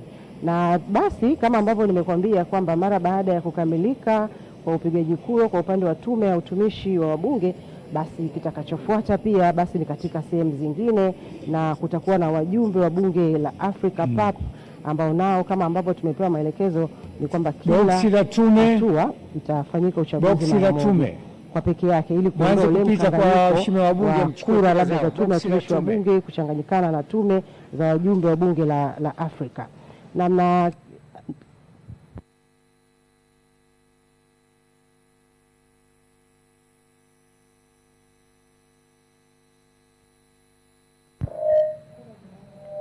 Naam, kura zimekwisha anza kupigwa kwa upande wa tume ya utumishi wa bunge. Wakati zoezi likiwa linaendelea kwa upande wa tume ya utumishi wa bunge, basi tujikumbushe tume hii ina jukumu gani? Tume ya utumishi wa bunge ina jukumu la masuala ya utawala ndani ya bunge, ili wabunge waweze kufanya kazi zao kwa ufanisi. Utaona umuhimu wa uwepo wa tume hiyo. Miongoni mwa majukumu yake ya tume ya utumishi wa bunge ni pamoja na kuajiri na kuthibitisha watumishi wa bunge. Hapa wanakuwa na wajibu wa kusimamia ajira, uthibitisho na upangaji wa wafanyakazi wa bunge. Na jukumu lingine la tume ya utumishi wa bunge ni kusimamia nidhamu ya watumishi wa bunge. Tunafahamu ni muhimu, lazima awepo mtu ambaye anasimamia nidhamu ili kuhakikisha basi mambo yanakwenda sawa sawa. Na tume hii basi itakuwa na wajibu wa kuchukua hatua za kinidhamu kwa mujibu wa sheria na kanuni. Na majukumu mengine ya tume hii ni kupandisha vyeo na maslahi ya watumishi, ambapo tume ina wajibu wa kupandisha madaraja, mishahara na kuboresha mazingira ya kazi kwa watumishi wa bunge. Lakini vile vile tume hii ina wajibu wa kutoa ushauri wa kiutawala kwa bunge. Kushauri kuhusu sera, kanuni na taratibu za uendeshaji wa bunge. Na jukumu lingine la tume hii ya utumishi wa bunge, ambalo ndilo zoezi linaloendelea ndani ya ukumbi wa bunge, ambapo sasa kura zimepigwa na kinachoendelea ni zoezi la ukusanyaji, basi jukumu lake lingine ni kusimamia mafunzo na maendeleo ya watumishi, na vile vile kusimamia bajeti na rasilimali za wabunge. Na jukumu lingine ni kuhakikisha uhuru wa bunge kiutendaji, kulinda bunge lisitegemee au kuingiliwa na mhimili mwingine wa dola katika masuala ya kiutumishi. Mtazamaji wa Bunge TV, mimi ni Andrew, lakini siko peke yangu. Ninashirikiana kwa karibu na mtangazaji mwenzangu Christina Nkia pamoja na Teresia Vita. Na sasa kijiti nakipeleka kwa Teresia Nkia ambaye tumekuwa naye tangu mwanzo mapema hapo asubuhi. Yapo mengi ambayo amefuatilia, na kwa uchache anataka kukupitisha pia katika baadhi ya mambo wakati zoezi hili la kuhesabu kura kwa upande wa tume ya utumishi wa bunge likiwa linaendelea ndani ya ukumbi wa bunge. Kumbuka, wabunge waliohesabiwa ndani ya bunge ni wabunge 301. Waheshimiwa wote tushapiga kura? Ambaye bado hajatumbukiza nyanyue mkono wake. Hapa angekusanya mtu mmoja mtangazaji mwenzangu Andrew. Mimi ni Christina Jacob Nkia. Katika tume ya utumishi wa bunge kuna muundo wa tume ya utumishi wa bunge. Kwenye muundo huo tunakuwa na mwenyekiti, ambaye mwenyekiti anakuwa ndo Mheshimiwa Spika wa Bunge la Jamhuri ya Muungano wa Tanzania. Vile vile kunakuwa na wajumbe ambao wameteuliwa, ambao ndo sasa wanapigiwa kura hapa kama ambavyo wamejinadi wenyewe watakwenda kufanya shughuli gani kuanzia hapo watakapochaguliwa mpaka ukomo wa bunge.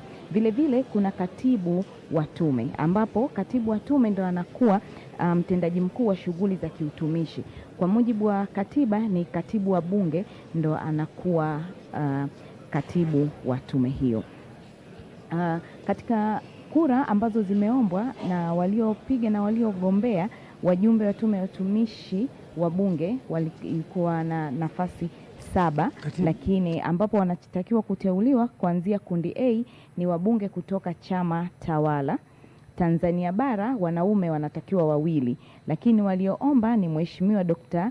Doto Mashaka Biteko kutoka CCM, Mheshimiwa Dr. Wilson Mahera Charles kutoka CCM, Mheshimiwa Patal Shida Patal kutoka CCM, Mheshimiwa Boniface Mwita Getere kutoka CCM.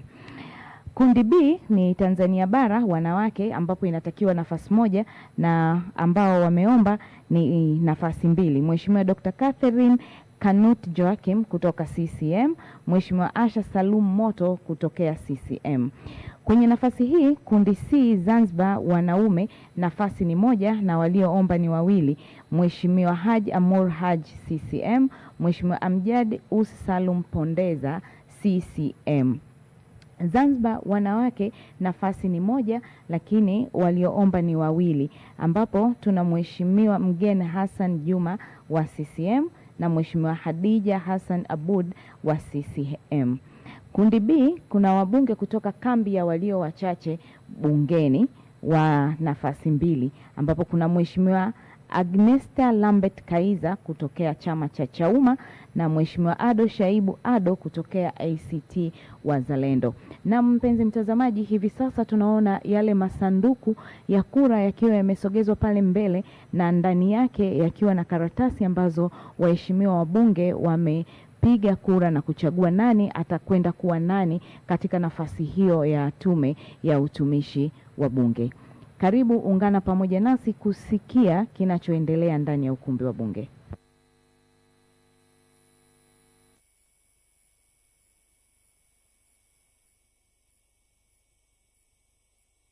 Waheshimiwa wabunge, kuna mbunge yote ambaye hajapiga kura na kuitumbukiza? Going 1, going 2, going 3. Funga box hilo.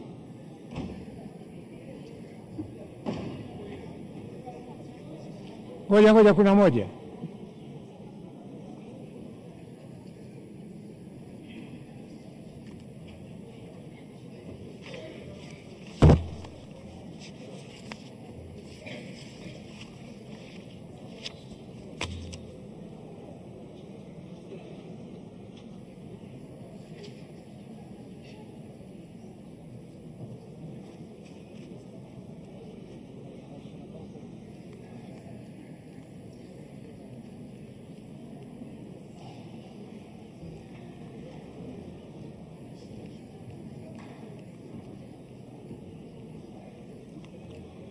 Waheshimiwa, kundi la kwanza la tume limeshakamilika. Lifungieni kwa juu hapo. Chima, lifungieni, watu wanaona mnalifunga, funga kwa juu hapo.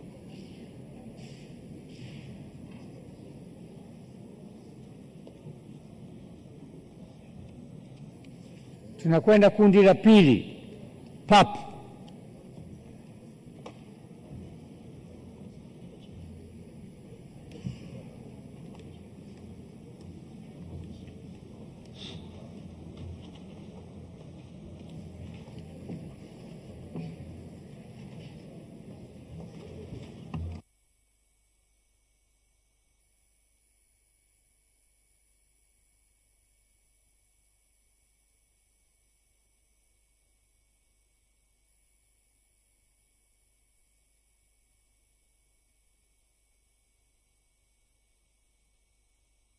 Zoezi hili likiwa linaendelea, tunaona karatasi za kura pale zikiwa zinagawiwa kwa wabunge na wabunge wanachukua karatasi zile kwa ajili sasa ya kwenda kufanya maamuzi. Lakini wakati zoezi likiendelea, wabunge wakichukua karatasi zao na peni na kuamua sasa nani wanamtuma kwenda kuwawakilisha katika bunge la Afrika.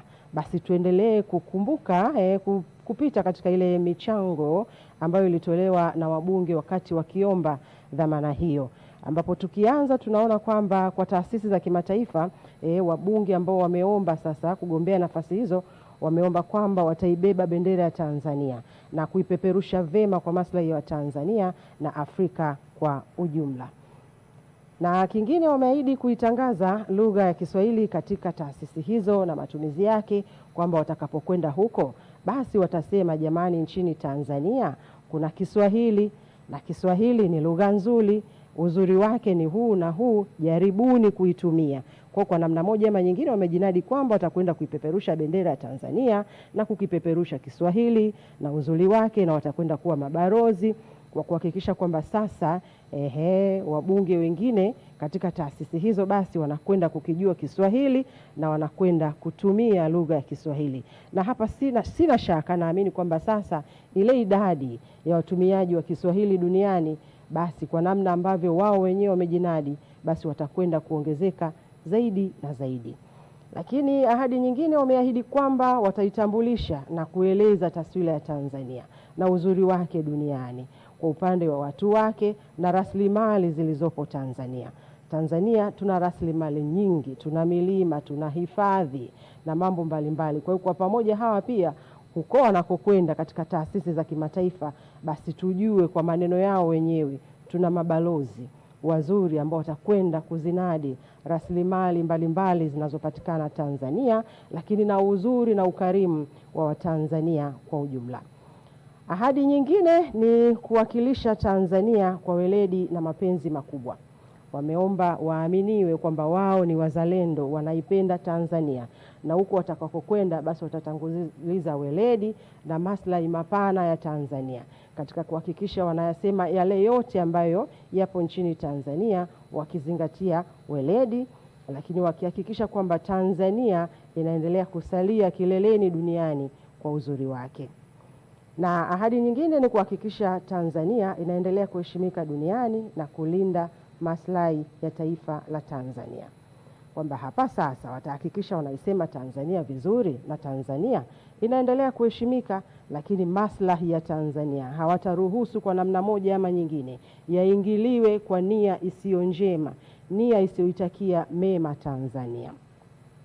Na tukiwa tunaendelea kupitia miongoni mwa sera ama ahadi ambazo wamezitoa wagombea katika nafasi mbalimbali, na hapa tunaangalia nafasi katika taasisi zile za kimataifa, ambapo ikiwepo ile ya ujumbe wa Bunge la Afrika ambayo ndilo zoezi ambalo linaendelea sasa ndani ya Bunge, maandalizi yake ili kuhakikisha sasa wabunge wanafanya maamuzi. Kuna mbunge hajapata karatasi bado? Ana uzoefu gani? Ana uzalendo gani? Basi sasa ndani ya ukumbi wa Bunge ndio wanapata karatasi maalum ambazo zina majina ya wagombea na wabunge sasa wale 301. Kumbuka wabunge Musa Azan Zungu alikwambia wabunge waliopo ambao wamehesabiwa ndani ya Bunge ni wabunge 301. Kwa hiyo sasa naona pale zoezi la ugawaji karatasi, ile ni ishara kwamba zoezi la ugawaji karatasi kwa ajili ya kufanya maamuzi limekamilika, na wabunge tayari miongoni mwao wamekushafanya maamuzi, na kile kisanduku cha kukusanya kura ndio ambacho kinaendelea. Na sisi basi tuendelee tu kupitia miongoni mwa michango ambayo ilitolewa na wabunge kwa pamoja, na michango hii tumeijumuisha kwa taasisi zote, lakini zile za kimataifa. Tumeanza na taasisi hii ambayo ni uwakilishi wa Bunge la Afrika PAP, ambalo ndilo zoezi linaloendelea, lakini pia kuna jukwaa la wabunge wa Jumuiya ya Maendeleo ya Nchi za Kusini mwa Afrika SADC PF, lakini pia tuna Umoja wa Mabunge Duniani IPU, na kumbuka hapa Tanzania tayari ilikwisha peperusha bendera yake ya aina yake, ambapo rais wa Umoja wa Mabunge Duniani IPU si mwingine ni spika mstaafu Dr. Tulia Ackson. Lakini pia uwakilishi mwingine basi ni uwakilishi wa Umoja wa Maziwa Makuu BRICS. Hapo napo zipo nafasi ambazo zinagombewa, na ndani ya ukumbi wa Bunge zoezi linaloendelea ni upigaji kura, na maamuzi yanafanyika kwa kundi moja moja kama ambavyo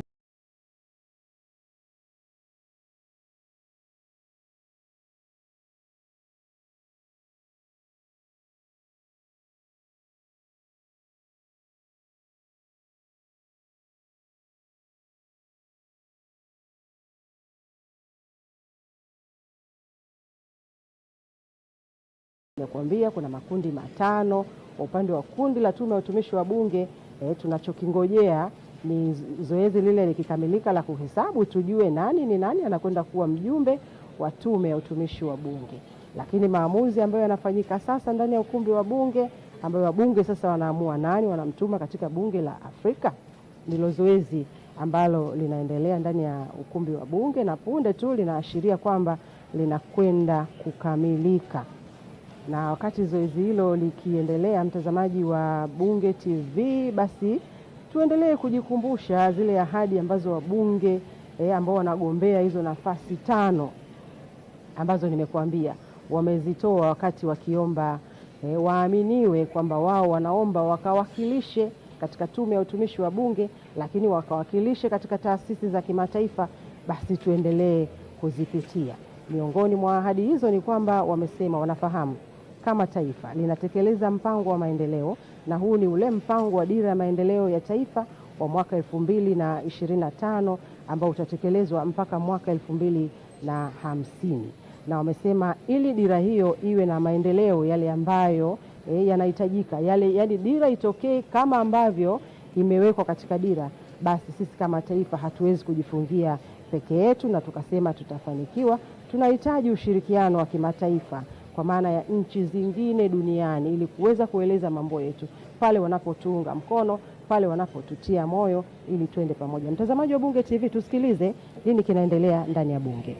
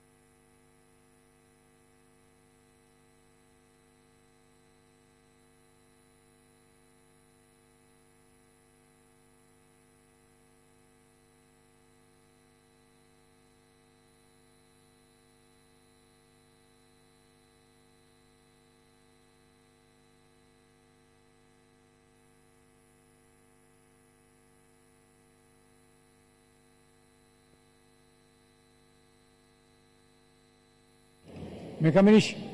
Kuna mbunge ambaye hajatumkiza kuraki. Bunge TV hivi. Mheshimiwa Bunge, kuna mbunge ambaye bado hajakamilisha kuraki. Funga box hilo.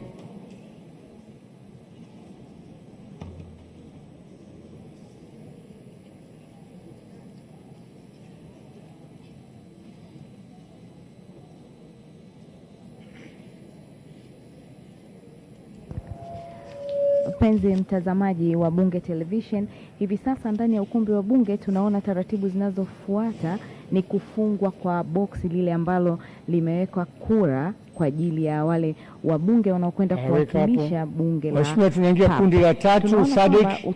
Ni kura.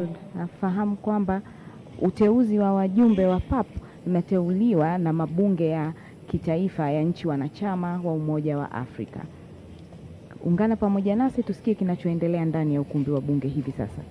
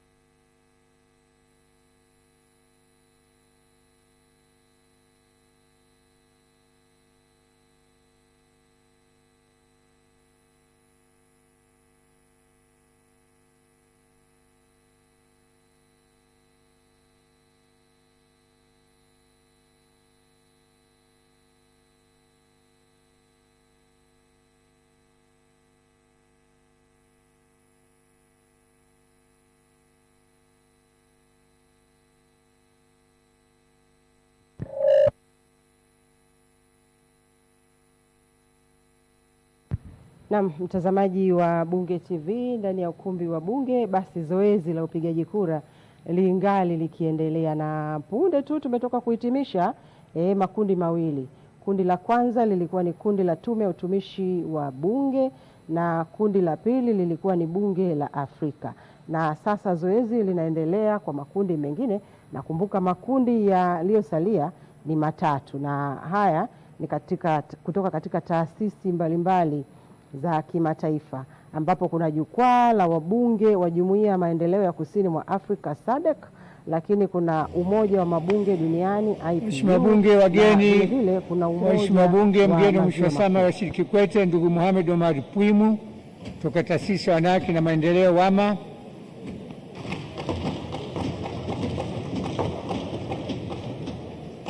wageni watembea bunge kwa ajili ya mafunzo, madaktari bingwa na wataalamu wa lishe kutoka taasisi ya mifupa moyo ya jijini Dar es Salaam,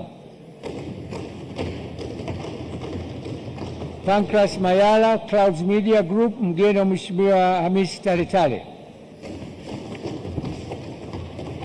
Mheshimiwa Bunge, imetangazwa kwa ofisi ya Bunge imeandaa jarida la Bunge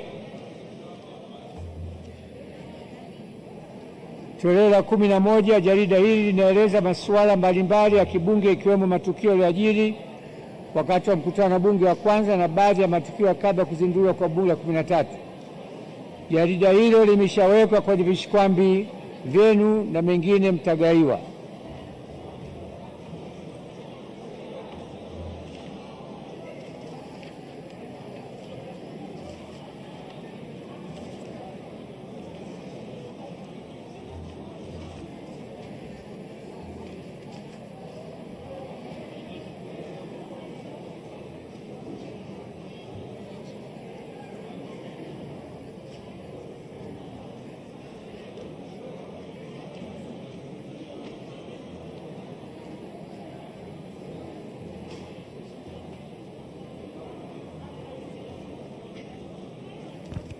Naam, mpenzi mtazamaji, tunaona hivi sasa hapa ndani ya ukumbi wa Bunge jambo linaloendelea ni upigwaji kura katika kundi la tatu ambalo ni jukwaa la wabunge wa Jumuiya ya Maendeleo ya Kusini mwa Afrika SADC-PF. SADC-PF kuundwa kwake limeundwa kikanda ambalo linakutanisha wabunge mbalimbali kutoka nchi mwanachama wa Jumuiya ya Maendeleo ya Kusini mwa Afrika, yaani SADC. Na lengo kuu la kuundwa kwa forum hii ni kuimarisha demokrasia, utawala bora, ushirikiano wa kibunge katika ukanda. Kuundwa kwa SADC-PF, tunaona kwamba jukwaa hili lilianzishwa mwaka 1977 na ilianzishwa kama chombo cha ushirikiano wa mabunge ya nchi wanachama wa SADC. Vile vile makao makuu ya chama hiki yako Windhoek, Namibia. Wabunge mbalimbali ambao wanajiunga na jumuiya hii waga wanakutana kwa ajili ya kufanya mikutano yao mbalimbali nchini Namibia na nchi nyingine wanachama, na hii inategemea ni kwamba kwa wakati huo wanakuwa wamekubaliana wakutane katika nchi gani kwa ajili ya shughuli hiyo. Katika wanachama tunaona ili kuwa mwanachama wa jumuiya hii ni mabunge ya wanachama wa SADC, lakini kila bunge linatuma mjumbe ama mwakilishi mmojawapo ama nafasi 5 kutoka kwenye mabunge wanachama. Hivi sasa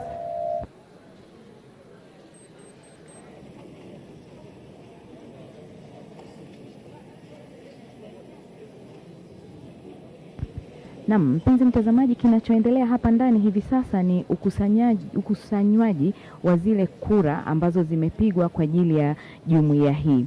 Lakini wabunge mbalimbali wamechagua kwamba nani atakwenda kuwa nani kwenye nafasi ipi katika hili jukwaa la wabunge wa Jumuiya ya Maendeleo ya Kusini mwa Afrika, yani SADC-PF. Zipo taratibu mbalimbali kwa ajili ya kufanya SADC-PF. Taratibu hizo ni kama vile uteuzi wa wajumbe, ambapo wabunge hao wanateuliwa kitaifa, na vile vile inategemea ni mbunge wa muda ama wa kitaifa. Vile vile kuna mikutano mingi ambayo inafanyika katika SADC. Mkutano mkuu, yani ni preliminary assembly, na kuna kamati kuu kama vile ambazo hizo kamati zinajadiliana na kufanya mambo ya demokrasia na utawala bora, masuala ya jinsia na usawa, biashara, viwanda na fedha, afya, elimu na masuala ya kijamii. Kwa hivyo tunaona kwamba jamii hii ama jukwaa hili ni muhimu sana kwa nchi wanachama kwa ajili ya kushirikiana katika kuleta demokrasia nchini na kwenye nchi zingine. Vile vile kuna uamuzi ambao unatolewa kwenye hili jukwaa la wabunge wa Jumuiya ya Maendeleo ya Kusini mwa Afrika. Maamuzi hayo huwaga ni makubaliano ama kura pale inapohitajika kupigwa kura. Labda kuna wakati inatokea mjumbe mmoja anakuwa ameondoka duniani ama kuna jambo lolote limetokea, basi wanapiga tena kura kwa ajili ya kuchagua mjumbe wa jukwaa hilo. Vile vile kuna majukumu ya wajumbe katika jukwaa hili. Majukumu hayo ikiwa ni pamoja na kujadili masuala ya kikanda, kubadilishana uzoefu wa kibunge, vile vile kusimamia utekelezaji wa sera za SADC kupitia mabunge ya kitaifa, kukuza demokrasia na haki za binadamu. Hivi sasa tufuatilie kinachoendelea ndani ya ukumbi wa bunge.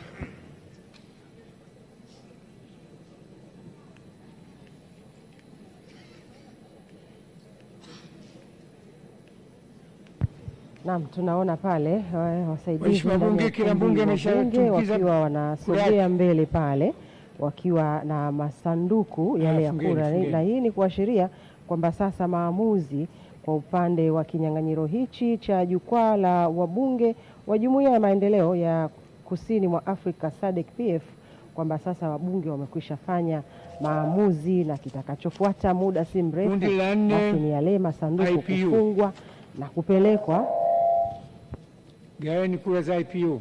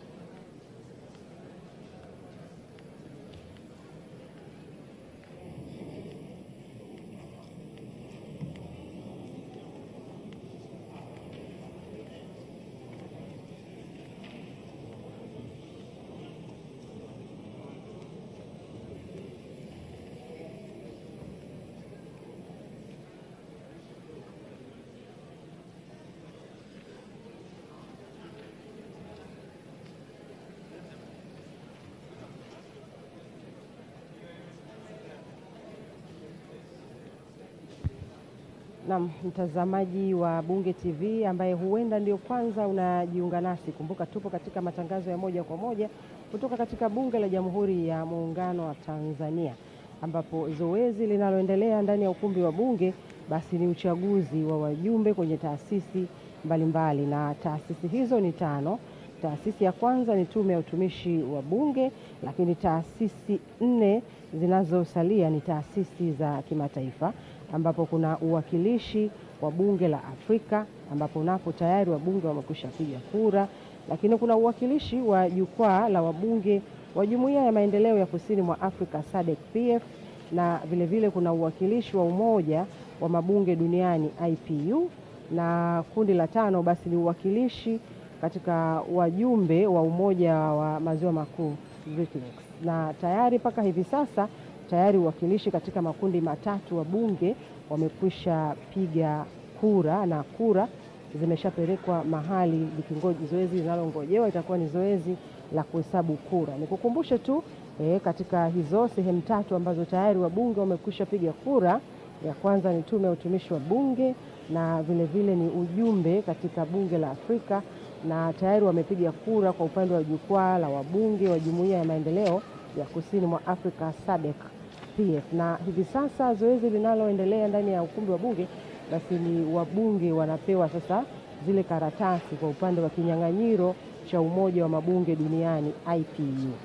Na nikukumbusha tu tuendelee kukumbuka kwa pamoja kwamba umoja huu unaongozwa na Dr. Tulia Ackson ambaye ni rais wa umoja huo. Kumbuka huyu ni spika mstaafu, na ndani ya bunge basi ndicho kinyang'anyiro ambacho wabunge wanaendelea kupiga kura ili tupate sasa uwakilishi wa kina nani wanakwenda kuiwakilisha Tanzania Waheshimiwa wabunge, tunakusanya kura duniani kama wajumbe. Kwa hiyo ndani ya bunge wabunge wanapewa karatasi za kura, na zoezi linaloendelea ni la kufanya maamuzi, na watakapokuwa tayari kwamba sasa wamekwisha chagua, basi zile vifaa maalum kwa ajili ya kukusanyia kura vitaanza kupita, na tunashuhudia tayari vifaa hivyo vimeanza kupita, na hii ni kuashiria kwamba sasa tayari wamekwisha fanya maamuzi. Nikukumbushe tu katika kinyang'anyiro hichi cha wajumbe wa Umoja wa Mabunge Duniani IPU, wabunge ambao walichukua na kurejesha fomu ambao walikuwa wanaomba kugombea nafasi hizi walikuwa ni 22. Na katika kundi la kwanza basi walioteuliwa, ambalo hili ni kundi la wabunge wanawake, waliteuliwa wawili, ambapo ili kugombea nafasi hii, ambapo waliteuliwa Balozi Dr. Pindi Hazara Chana kutoka Chama cha Mapinduzi, lakini pia aliteuliwa Mhandisi Mwanaisha Ngazi Ulenge, na huyu pia anatoka Chama cha Mapinduzi.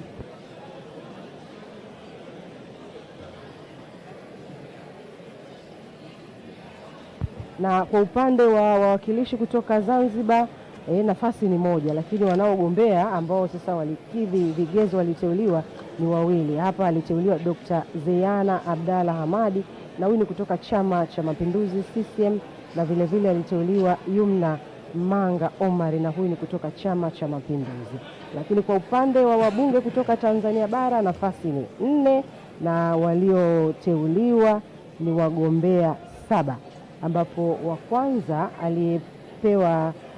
aliyepata uteuzi ili kugombea katika kinyang'anyiro hichi alikuwa ni Mhandisi Fatma Ali Rembo, na huyu ni kutoka Chama cha Mapinduzi CCM, na wa pili alikuwa ni Elbariki Emmanuel Kingu, na huyu ni mbunge kutoka Chama cha Mapinduzi, na watatu alikuwa ni Aisha Juma Feruz, na huyu ni kutoka Chama cha Mapinduzi, na wanne alikuwa ni Rashidi Abdalla Shangazi, na huyu vile vile ni kutoka Chama cha Mapinduzi, Emmanuel John Mkambai kutoka Chama cha Mapinduzi, na wa sita alikuwa ni Dr. Emmanuel Kambaji Nuwasa, na huyu ni kutoka Chama cha Mapinduzi, na wa saba alikuwa ni Yahaya Ismail Nangwanda, na huyu ni kutoka Chama cha Mapinduzi. Wa nane alikuwa ni Mheshimiwa Zuberi Yahaya Mfaume. Mtazamaji wa Bunge TV, kumbuka tu mimi ninaendelea kukupitisha katika miongoni mwa watu wa wabunge ambao wameteuliwa kugombea nafasi ya ujumbe wa Umoja wa Mabunge Duniani IPU, na kwa nafasi ya kundi la wabunge wa kambi ya walio wachache nafasi ni moja, na hapa aliyeteuliwa kugombea nafasi hii alikuwa ni Kiza Hussein Mayaya, na huyu ni kutoka chama cha ACT Wazalendo. Mtazamaji wa Bunge TV, bila shaka tunaenda pamoja, na umeona wale wajumbe ambao wanagombea nafasi hizo.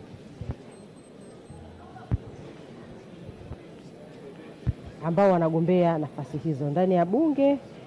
Zoezi kwa upande wa nafasi hii ya jukwaa la wabunge wa jumuiya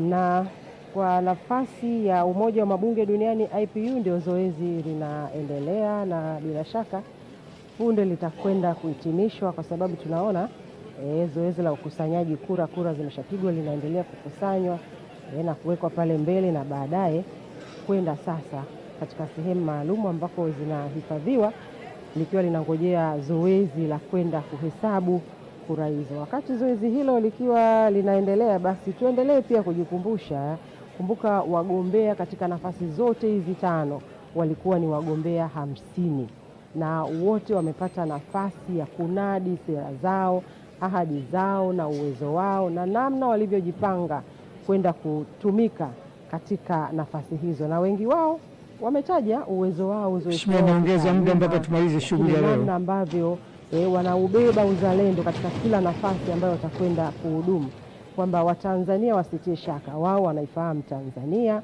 wana uzoefu wa kutosha, wanayafahamu mazuri yote ya Tanzania, na katika uwakilishi wao huko duniani katika hizo taasisi za kimataifa, basi huo weledi wa Tanzania na uzuri wa Tanzania, rasilimali na Watanzania wenyewe, basi ndicho kitakachokwenda kupeperushwa katika huo uwakilishi wao.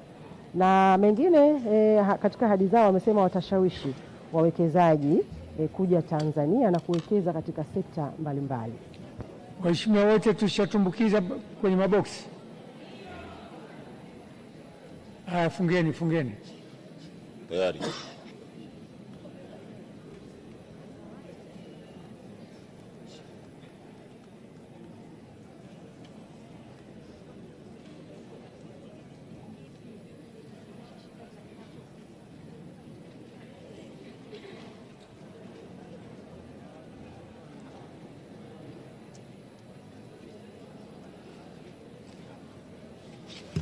Agaeni kundi la 5 la mwisho, Great Lakes.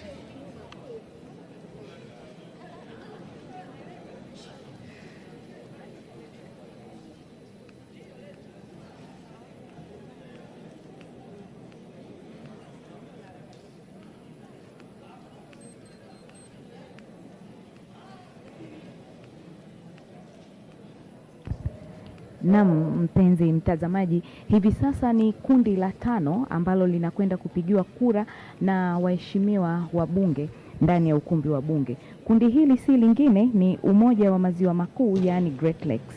Katika kundi hili zinazoombwa na zinazotakiwa humu ni nafasi 5, lakini waliochukua fomu na kurejesha fomu ni 14, na walioteuliwa ni kutoka kundi A, wabunge wanawake, nafasi inayotakiwa ni 1, lakini walioomba ni Mheshimiwa Silvia Francis Sigula kutoka Chama cha Mapinduzi na Mheshimiwa Margaret Baraka Ezekiel kutokea Chama cha Mapinduzi. Kundi B, wabunge wa Zanzibar, nafasi inayotakiwa mahali hapa ni nafasi 1, na walioomba ni 2, Mheshimiwa Said Salum Hamad kutoka Chama cha Mapinduzi, Mheshimiwa Sadifa Juma Hamid kutoka Chama cha Mapinduzi.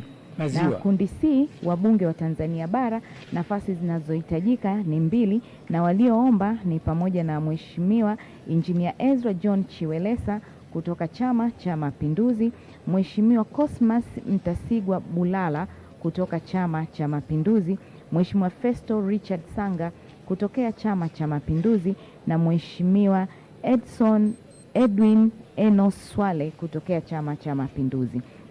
Na kundi D, wabunge wa kambi ya walio wachache bungeni, ambapo nafasi inayotakiwa ni 1 na aliyeomba ni 1, Mheshimiwa Bakari Shingo kutokea ACT Wazalendo. Kwa mujibu wa maelekezo, huyu wa mwisho kutoka kundi D, yeye anapigiwa kura 1 ambayo ni kura ya ndio ama kura ya hapana.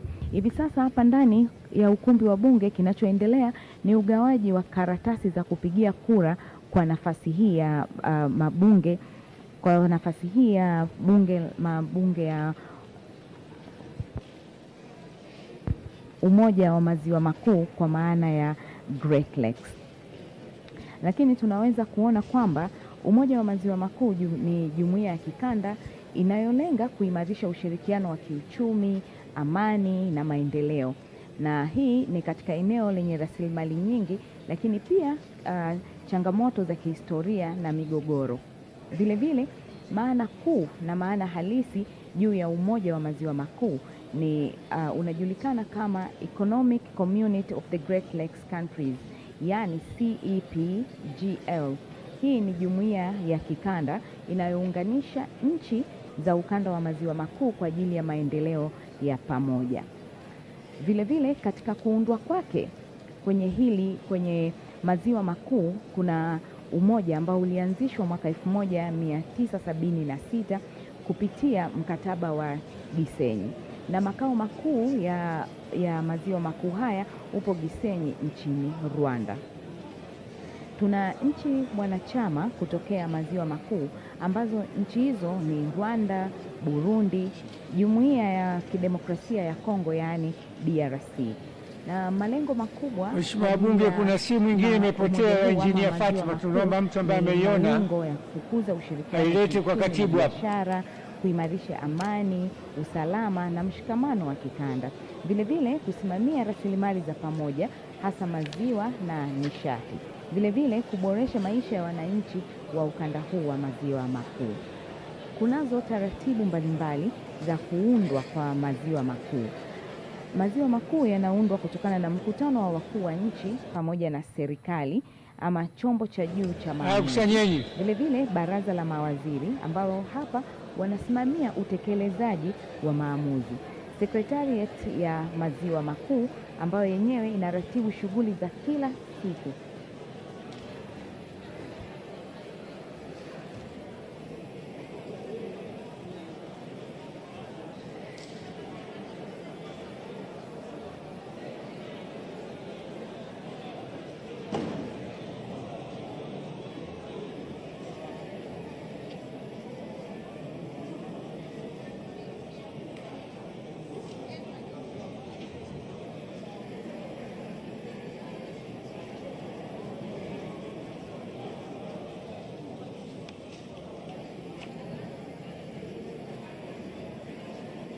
TV yako hapa ni kutokea bungeni Dodoma, ambapo zoezi linaloendelea sasa hivi ni upigwaji kura juu ya maziwa makuu. Na tumeona sasa hivi hapa ndani ni ukusanyaji wa kura mbalimbali ambazo zimepigwa na waheshimiwa wabunge wakiwa wamechagua nani ni nani na wapi anakwenda kuwakilisha wapi katika sehemu hii ya maziwa makuu.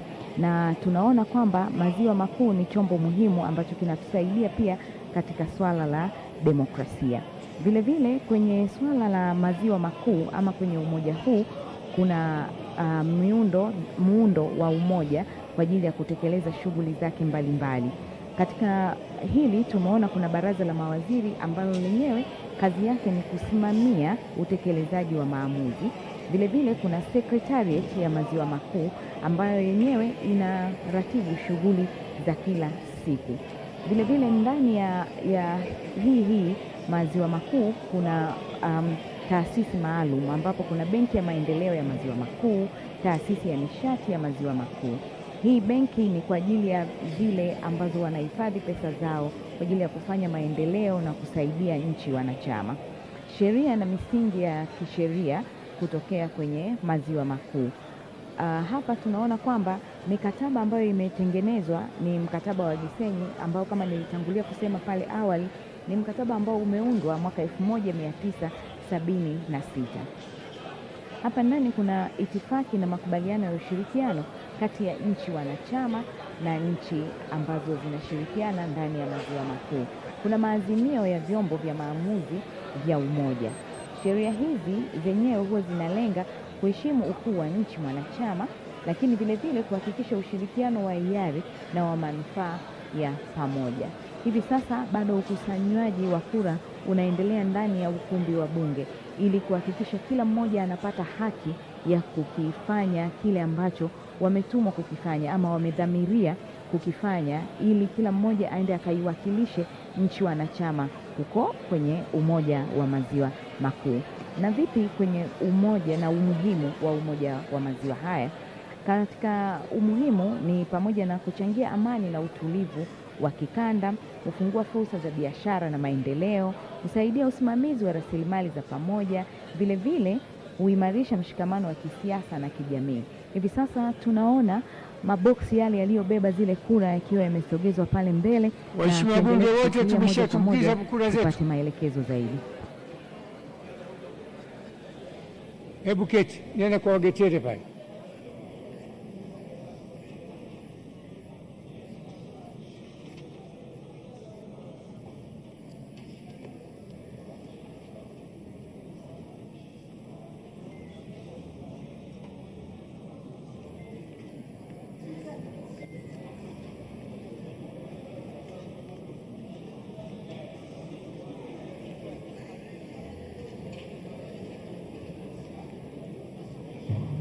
Waheshimiwa wabunge wote tumemaliza. Funga.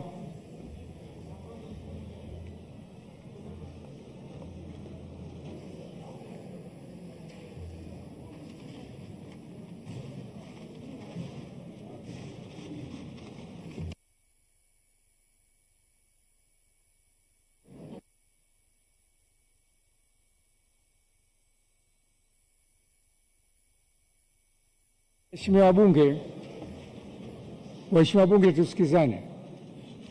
Tuna wagombea takriban 55. Na kwa mujibu wa taratibu zetu si busara watu 55 kwenda kusimamia kura maboksi 5. Ni waombe wagombea options 2. Kila kundi lichague mtu mmoja kusimamia boksi moja, au tutafute wabunge 5 wakasimamie kuhesabu kura. Kundi la tume, aidha tumpate mgombea mmoja au tupate mbunge aende akasimamie kura. Jessica Magufuli. Nani? Jessica Magufuli, Mheshimiwa Spika. Adili Abudu. Subirini jamani, subirini. Umemtaja?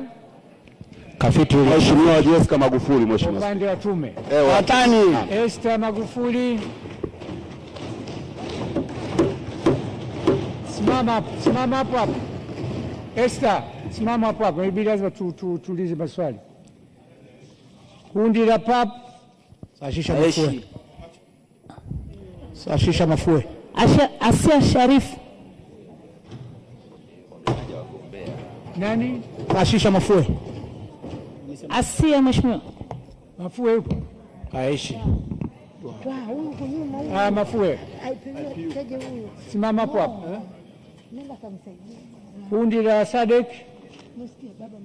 Aishi. Tale. Eti akarudia kura za mkewe Aishi.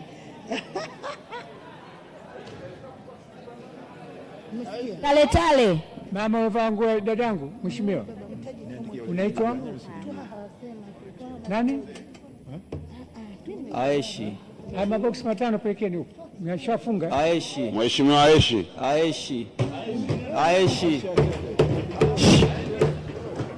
Mheshimiwa Aishi. Mheshimiwa Aishi, kundi la Sadik. Kundi la 4. Mheshimiwa Mary Chatanda. IPU. Mheshimiwa Mary Chatanda. Kafiti William Kafiti. Mheshimiwa Mary Chatanda. Mheshimiwa Mary Chatanda. Amna. Babu Tale.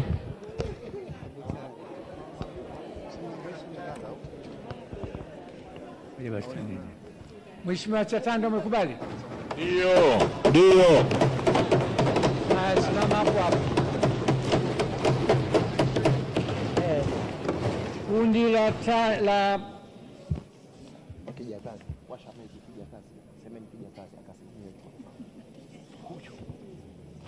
kundi la mwisho Great Lakes. Kafiti William Kafiti. Kijakazi. Mheshimiwa Kafiti. Kafiti William Kafiti. Msimama. Waheshimiwa, imekuja noti hapa kwa vile Aisha na mtu wake anagombea. Mheshimiwa Sanga. Kijakazi. Aidari Sumri. Mheshimiwa Sangu.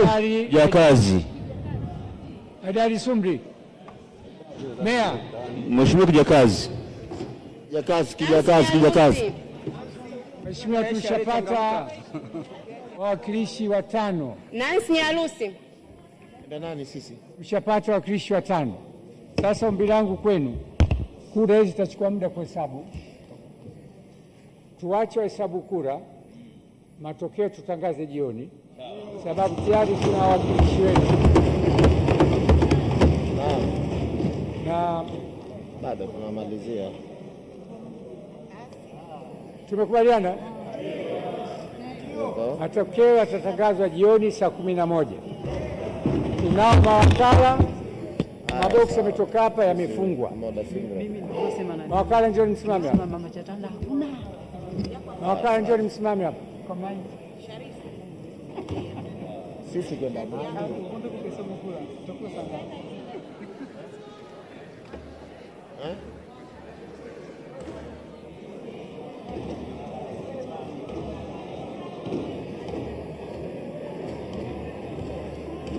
Kenda nane upande wetu sisi. Upande wetu sisi kenda nane. Waheshimiwa mawakala, tazameni hivi. Tazameni huko.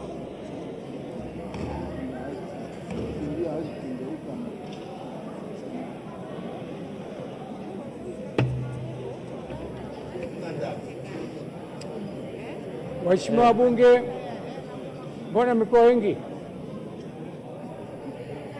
6. Wanatakiwa 5, mbona mko 6? Bado mmoja.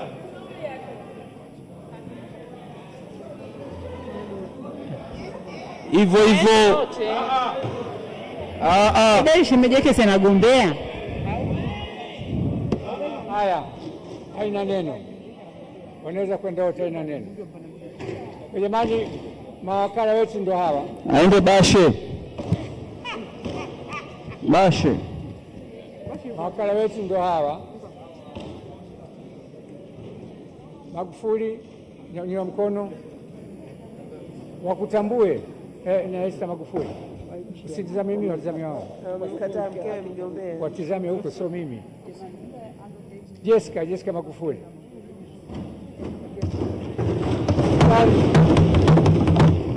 Meya Haidar. Kiti. Uwe. Chatanda. Mheshimiwa. Sasa na dada yetu roba nguo ya wananchi naitwa Asma, Mheshimiwa Asma.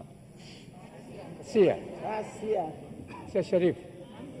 Haya, naomba sasa tuelekee chumba cha kuhesabia kura. Piteni huko.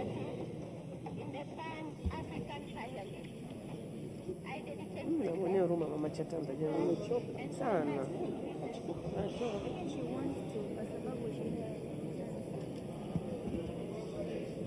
Napendeza.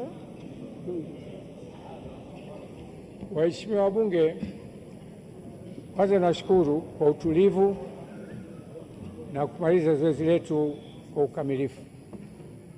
Makundi 5 yote yatatangazwa saa 11 na utaratibu wa kutangaza tutambizana hapo saa 11. Naahirisha shughuli za bunge mpaka saa 11 jioni. Naam, mawakala wameelekea katika eneo maalum kwa ajili ya zoezi sasa la kuhesabu kura, na hizi ni kura kutokana na uchaguzi ambao umetoka kukamilika hivi punde tu, uchaguzi wa wajumbe kwenye taasisi mbalimbali, na taasisi hizo ni 5, ambapo ipo tume ya utumishi wa bunge, lakini lipo wajumbe katika bunge la Afrika, jukwaa la wabunge wa Jumuiya ya Maendeleo ya Kusini mwa Afrika SADC PF, na umoja wa mabunge duniani IPU, na kundi la mwisho na la 5 ni umoja wa maziwa makuu, ambapo hapo baadaye majira ya saa 11 mawakala watakuwa wamekamilisha lile jukumu ambalo wamekabidhiwa la kuhesabu kura, na ndipo matokeo ya washindi katika vinyang'anyiro hivi yatawekwa bayana. Lakini kumbuka tu kwa mujibu wa ratiba, licha ya kwamba matokeo yatatolewa wakati wa jioni, lakini bunge litakaa pia kama kamati ya mipango kwa ajili ya kuendelea kuijadili hotuba ya waziri wa nchi ofisi ya Rais, mipango na uwekezaji, pamoja na ile iliyotolewa na waziri wa fedha. Mimi ni Anet Andrew, nilikuwa nikishirikiana na Christina Nkya kwa karibu na Teresia Victor, na mkalimani wa lugha ya alama ambaye tuko naye kwa sasa tunapohitimisha, huyu ni Protas Mwalongo ambaye naye alikuwa akishirikiana na Habibu Opurute. Kwa pamoja tunakutakia mapumziko ya mchana yaliyo salama kabisa. Tukutane hapo majira saa 11 jioni ili uweze kufahamu nani kashinda nini na kashinda wapi katika kwenda kuiwakilisha nchi kimataifa, lakini na katika utumishi wa bunge. Kwa heri, mchana mwema.